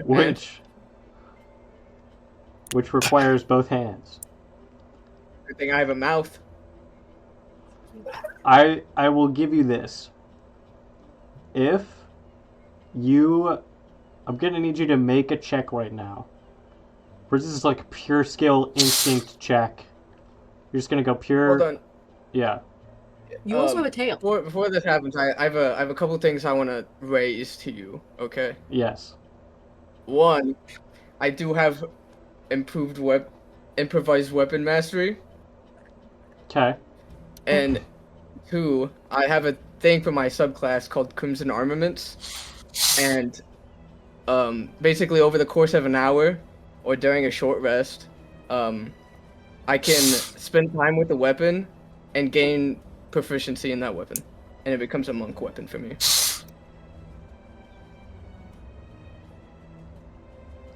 If you do that, I will let you use your mouth to bypass the bulky property. Oh, I can also use my feet. I feel like I could use my feet if I had to. I can do a headstand. Or like my armpit. I can still use my armpit to grab it sometimes. You know, can I do- feel like I could maneuver it. You can do those, the first thing, and you can do the last thing. You cannot use your feet to wield this weapon. You're not a monkey. What if he did a headstand and then just used his feet? He's What if I got a reverse pretty my wide body? skull. I'm telling you right now, that's level 20 shit. You're not gonna do a handstand on one hand and use your feet to twirl around this weapon. That's I'm not saying use his arm. I'm saying balance on his skull alone. Okay, you're not gonna believe. I You're not gonna just- believe what my answer is after you said that. No. No, that has not convinced me. In fact, I think that's a worse idea than using the hand to do a handstand. We tried, Grom. Arguably less stable. I think definitively less stable than just using your hand. Anyways, if you do what you said, Dawson, then yes, Yeah. I'll let you use your mouth to bypass the bulky property. You also have the helping hand Mark II. Yeah, and the cargo arm, which I just need Cygnus to fix because I'm stupid. At this point, I would rather just fix the helping hand. Well, I'm saying Like, on that's what I'm you. saying. Like you Like, have two affix it. options. I don't care which one you pick. If you come I up just to me get- with an arm and you're like, "Hey, can you put this on me?" I'll just do that. I did do that. You did it with a broken one. You're like, "Hey, fix it." The helping hand, you don't need me to fix. Yes, he does. Okay, well then I'll also give you. I'll What give do you the helping mean? hand, The too. helping hand was found in the dumpster. It was found in a scrapyard. I thought it was perfectly intact. It is perfectly intact. Doesn't mean it's fucking working. It is. It is still broken. It's not missing any pieces. The pieces themselves do not work. Well, Anyways, I still would have given you both of those because my dumbass isn't gonna figure out Okay. how to do that.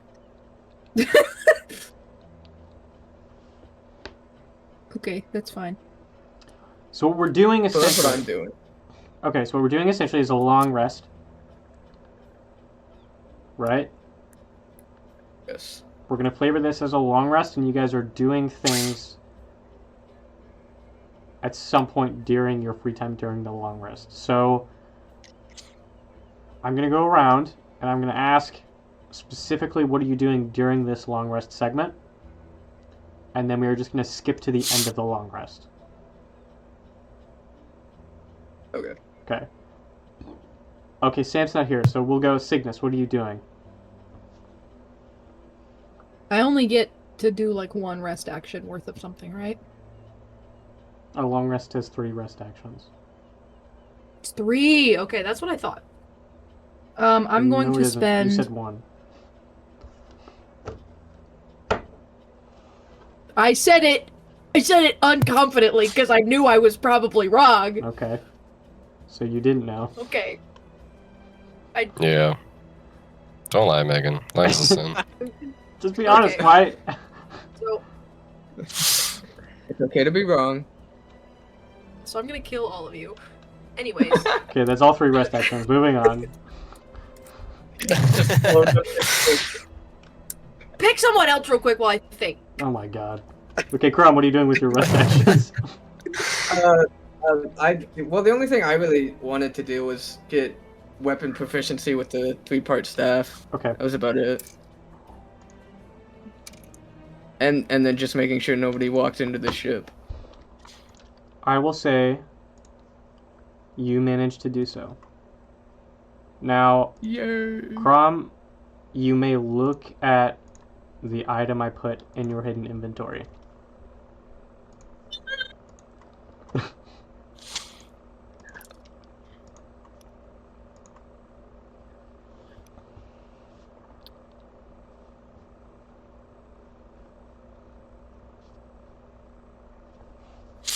Okay. What is Escar doing? Yeah. Well, if we're all just resting, Well, flavoring I we're will flavoring it be- as a long rest. You can rest during this time, but you also get your rest actions, and I'm gonna say that yeah, basically you're long resting. I'm sorry. You go ahead. I will be,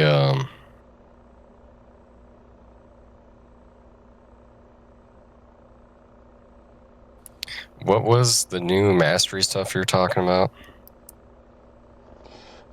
Like the training? Yeah, if you train with a weapon, I'm gonna say it is.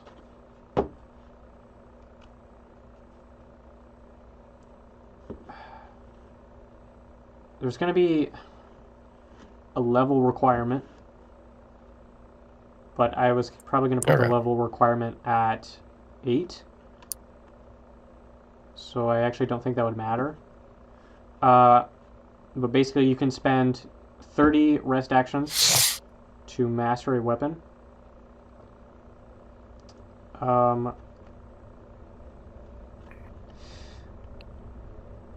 Once you have mastery, you may use its specialization in addition to its critical multiplier at the same time. Yeah.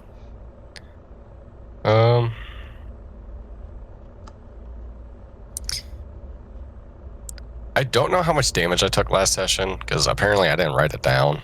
Or we rested in between, I'm not sure. But I didn't change my I think I'm just gonna rest. And that's all I'm gonna do. Okay. You can Don't really write. want to talk to anybody right now. You can write down that you want to work towards mastery, and then put 3 rest actions towards mastery right now. Yeah, sure. The trade-off is once you gain mastery, you'll pick a weapon to lose aptitude with. Gotcha. Because you're prioritizing your training.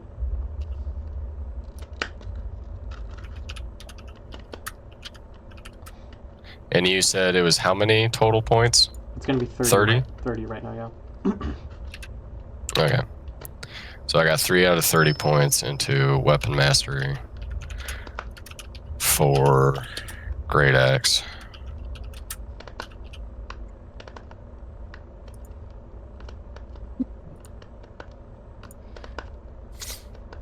Gotcha.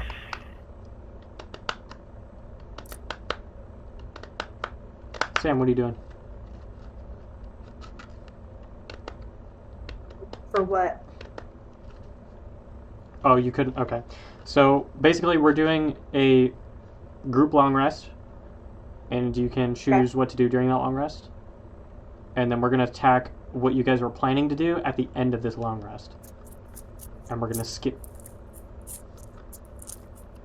Okay.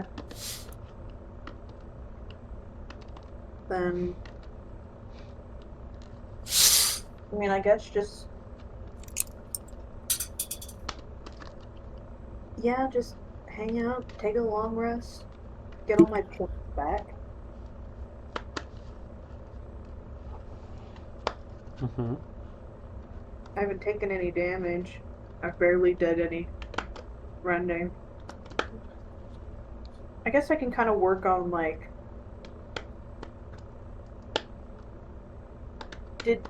was there any decision made on, like, popping up some of the Estikin? No, we did didn't make a not definite decide who. Okay. But That's what I could do. If we're having them for defense, I would say probably Bufy. And Bufy listens well too. Okay. Also, Bufy needs some spotlight. It's been a while. I feel bad for my guy. My boy Beefy. Okay. Bufy's Then I drawing will- extra.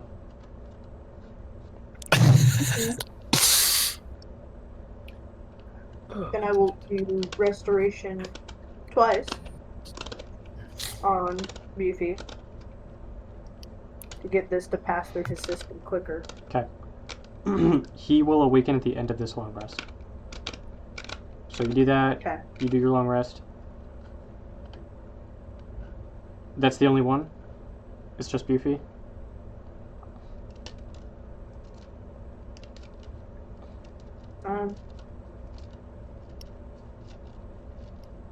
Will you regain your Magnapsych if you dump it all on restoring people and then long resting? Would you get all that back?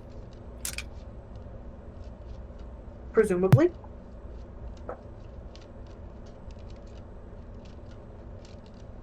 Well, I'd say why not do that and just Yeah, spam it. let's go for it. We'll do Bufy. So that takes me down to oh, here we go. Just calculate how many you can do. yeah. Spending 6 to do it twice per person.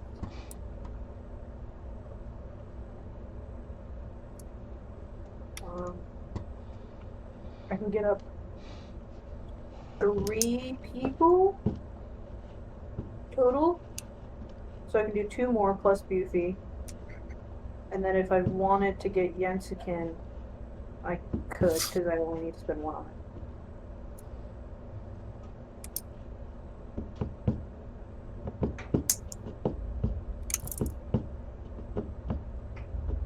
But I can do 3 total.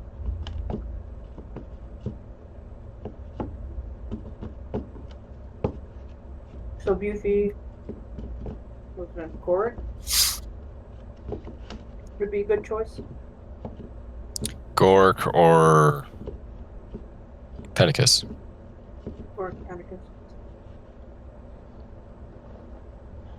Yeah. I don't know if I've told you, Daniel, but Pennicus is my favorite NPC. Yay. Pennicus is good. I for love one Pennicus. I love Pennicus so much. I He's a wish I could great talk to him. therapist, dude. Mm-hmm. We need to teach Pennicus Common, like, right now. I'm gonna go piss. Okay, buddy. All right, piss boy. Okay. I do gotta get off it like pretty soon. Yeah, I was trying to hurry this process up. Pancakes. And then we'll do... I might as well just pump all my shit and do... Yeah, it's gonna go. Huh. What? Okay, just tell me who you're bringing up. First one. Beauty? Bufy pops up. Okay. Gore, the really strong one. Gorix Really big pops guy. up. Okay. Panicus. Pennicus pops up. All three of them awaken. You see Bufy spits out the drool, and he sort of takes really haggard breaths and almost like begins crawling his way immediately over to wherever Eskar is, if Eskar is within sight. Okay. And then I'll use the rest of my 5 points to comprehend speech and explain the situation to them. Right? Explain, like, hey, I don't know if you remember, but you were, like, tranquilized. Pennicus sits there, his hand sort of clutches near his, like, stomach, and you see Goric sort of begins to struggle to his feet and looks around at all the damage that's been done and immediately starts to go check on everybody. And he doesn't say a word to you or to anybody. He just keeps going around checking, like, to see if anyone is okay. He starts with the Insican, of course, then goes to Korik. Then he goes down the line for the females, and then he starts checking on the warriors. Then I'm gonna say at this point, Bufy makes his way to Eskar. Yeah. If he's like crawling, I'm gonna help him up. Blah, blah, blah. You help him up, and he sort of like grabs your forearms and your shoulder, and he looks at you, and you can see his eyes are still a little out of focus, like he's not all the way here, but he's like 90% there. Goofy, what happened? They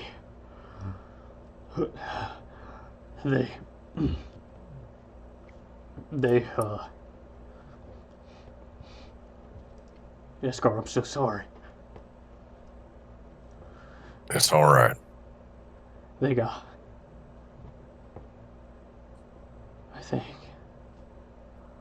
I think drunk let him in. It was drunk that let him in.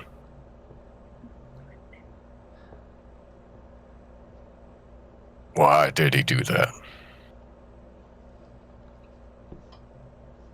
Eskar, I think Do you know? there was someone on the outside of the ship. They spoke our tongue. They said there was a powerful man on the outside who had sworn to destroy our common enemy. They said if we let them in, then we could join them. Now, with our strength combined, that we would tear them down, that we would burn them to the ground, and a couple of us were taken aback, but Pedicus, Gork, and I, we reeled them all in. But Dronk,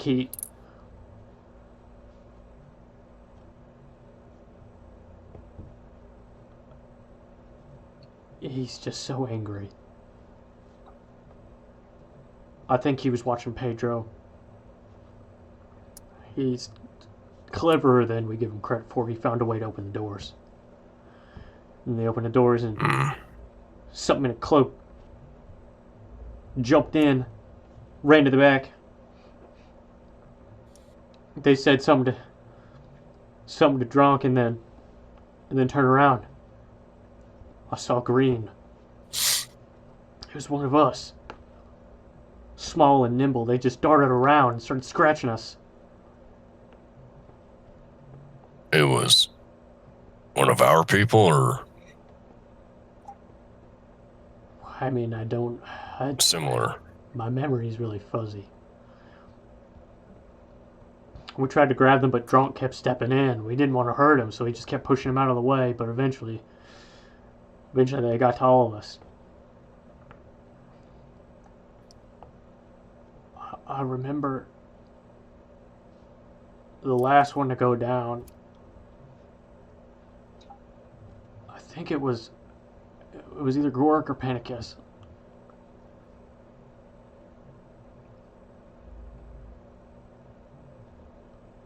I'm sorry, but I don't remember anything more. I failed. You did what you could. He squeezes your shoulders. I'm sorry, it wasn't enough. Our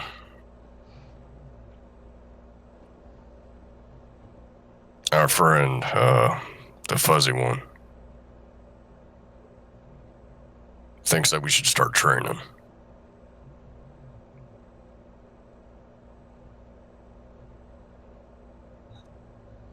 I think anytime we are in the ship, moving along,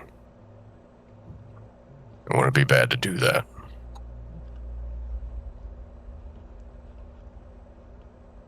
Panicus might not like that, but to be honest with you, Escar, I agree.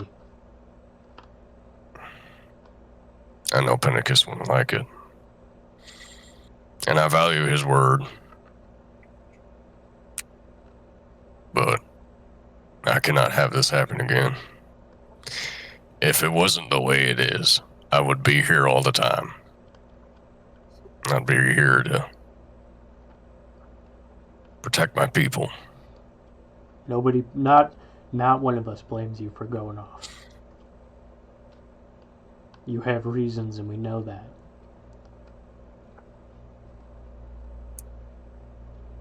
I'm very disappointed in Drunk. Yeah, me too. He's got good spirit. I see a great warrior in him. I think it hit Panicus pretty hard. But, yeah. We'll find him. And if we can, we'll stop whatever's going on here. These people may not be our people, but they don't deserve what's happening.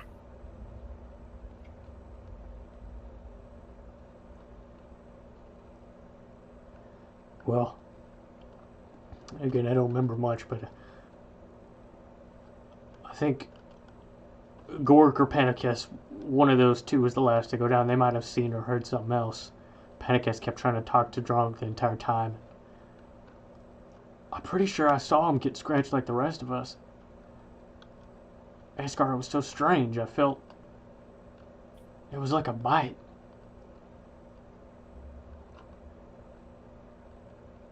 Have you ever been bitten by one of them critlets? The real little ones? Drop from the trees, the canopy. Ruin legs?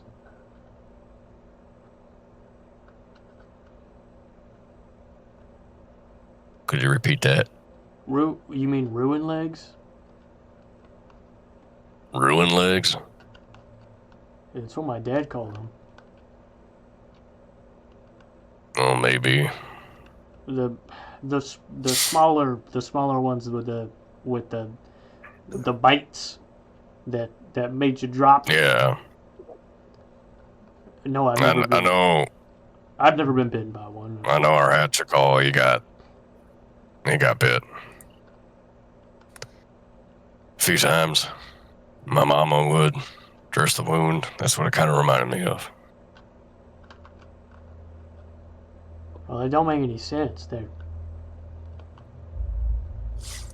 Those are from back home. No, this was a person.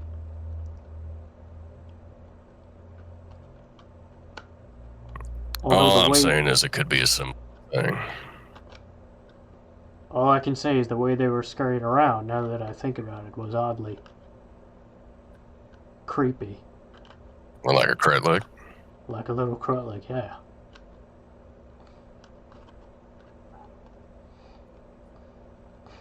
Well, you get some rest.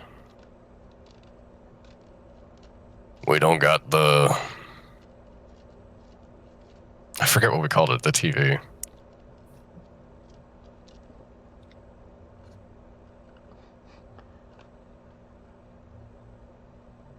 The magic box. Yeah, the magic box ain't working. It's got no magic. Ah! He No. he looks distraught, like not as distraught as when he was talking to you, but his face goes from like just distraught to tired to immediately distraught again. He goes, ah!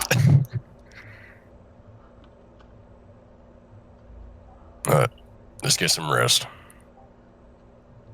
I'll try. And so he goes to relax. Before we end the session, do you speak to anybody else? I would speak to Gork and Panicus. In what order? We can save that for next session, though. Gork first, then Panicus. Okay. It really depends. If Gork is still going around checking people and he's busy, I'll leave him to it. If Panicus is kind of just wallowing, as I imagine he would, I would talk to him first, because he's more available. Okay. Real quick, Cygnus, what are you doing? How many rest actions would it take to repair the arm? Many. It'll take... I'm gonna put 20 rest actions to fully repair the arm. Okay, then I'm definitely not doing that. And do you have to take a rest action? Why to not start consider this chipping a at it long rest? now? What did you say, Megan? Do you have to dedicate a rest action to resting in order to get back all of your stuff? No. Okay. Oh, thought you did. How many rest actions would it take to figure out the weapon I got? Per rest action, you can make an investigation check. And you had two more successful checks until you fully deciphered the G&E. Okay, I want to do that. Okay. Is it a tech check? No, it's a investigation check. Okay.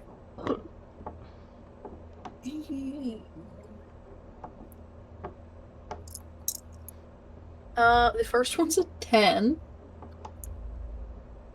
Okay, so that's one failure.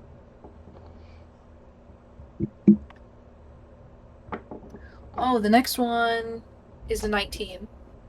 That's a success. Would you like to warn word number 2 or word number 4? Or no, 2 or 3. Sorry, those were the remaining. Oh yeah, because I got 1 and 4. Give me 2. Position. Okay. Oh, baby. 15? The last word is impact. You may now look at the item in your hidden inventory. Cool.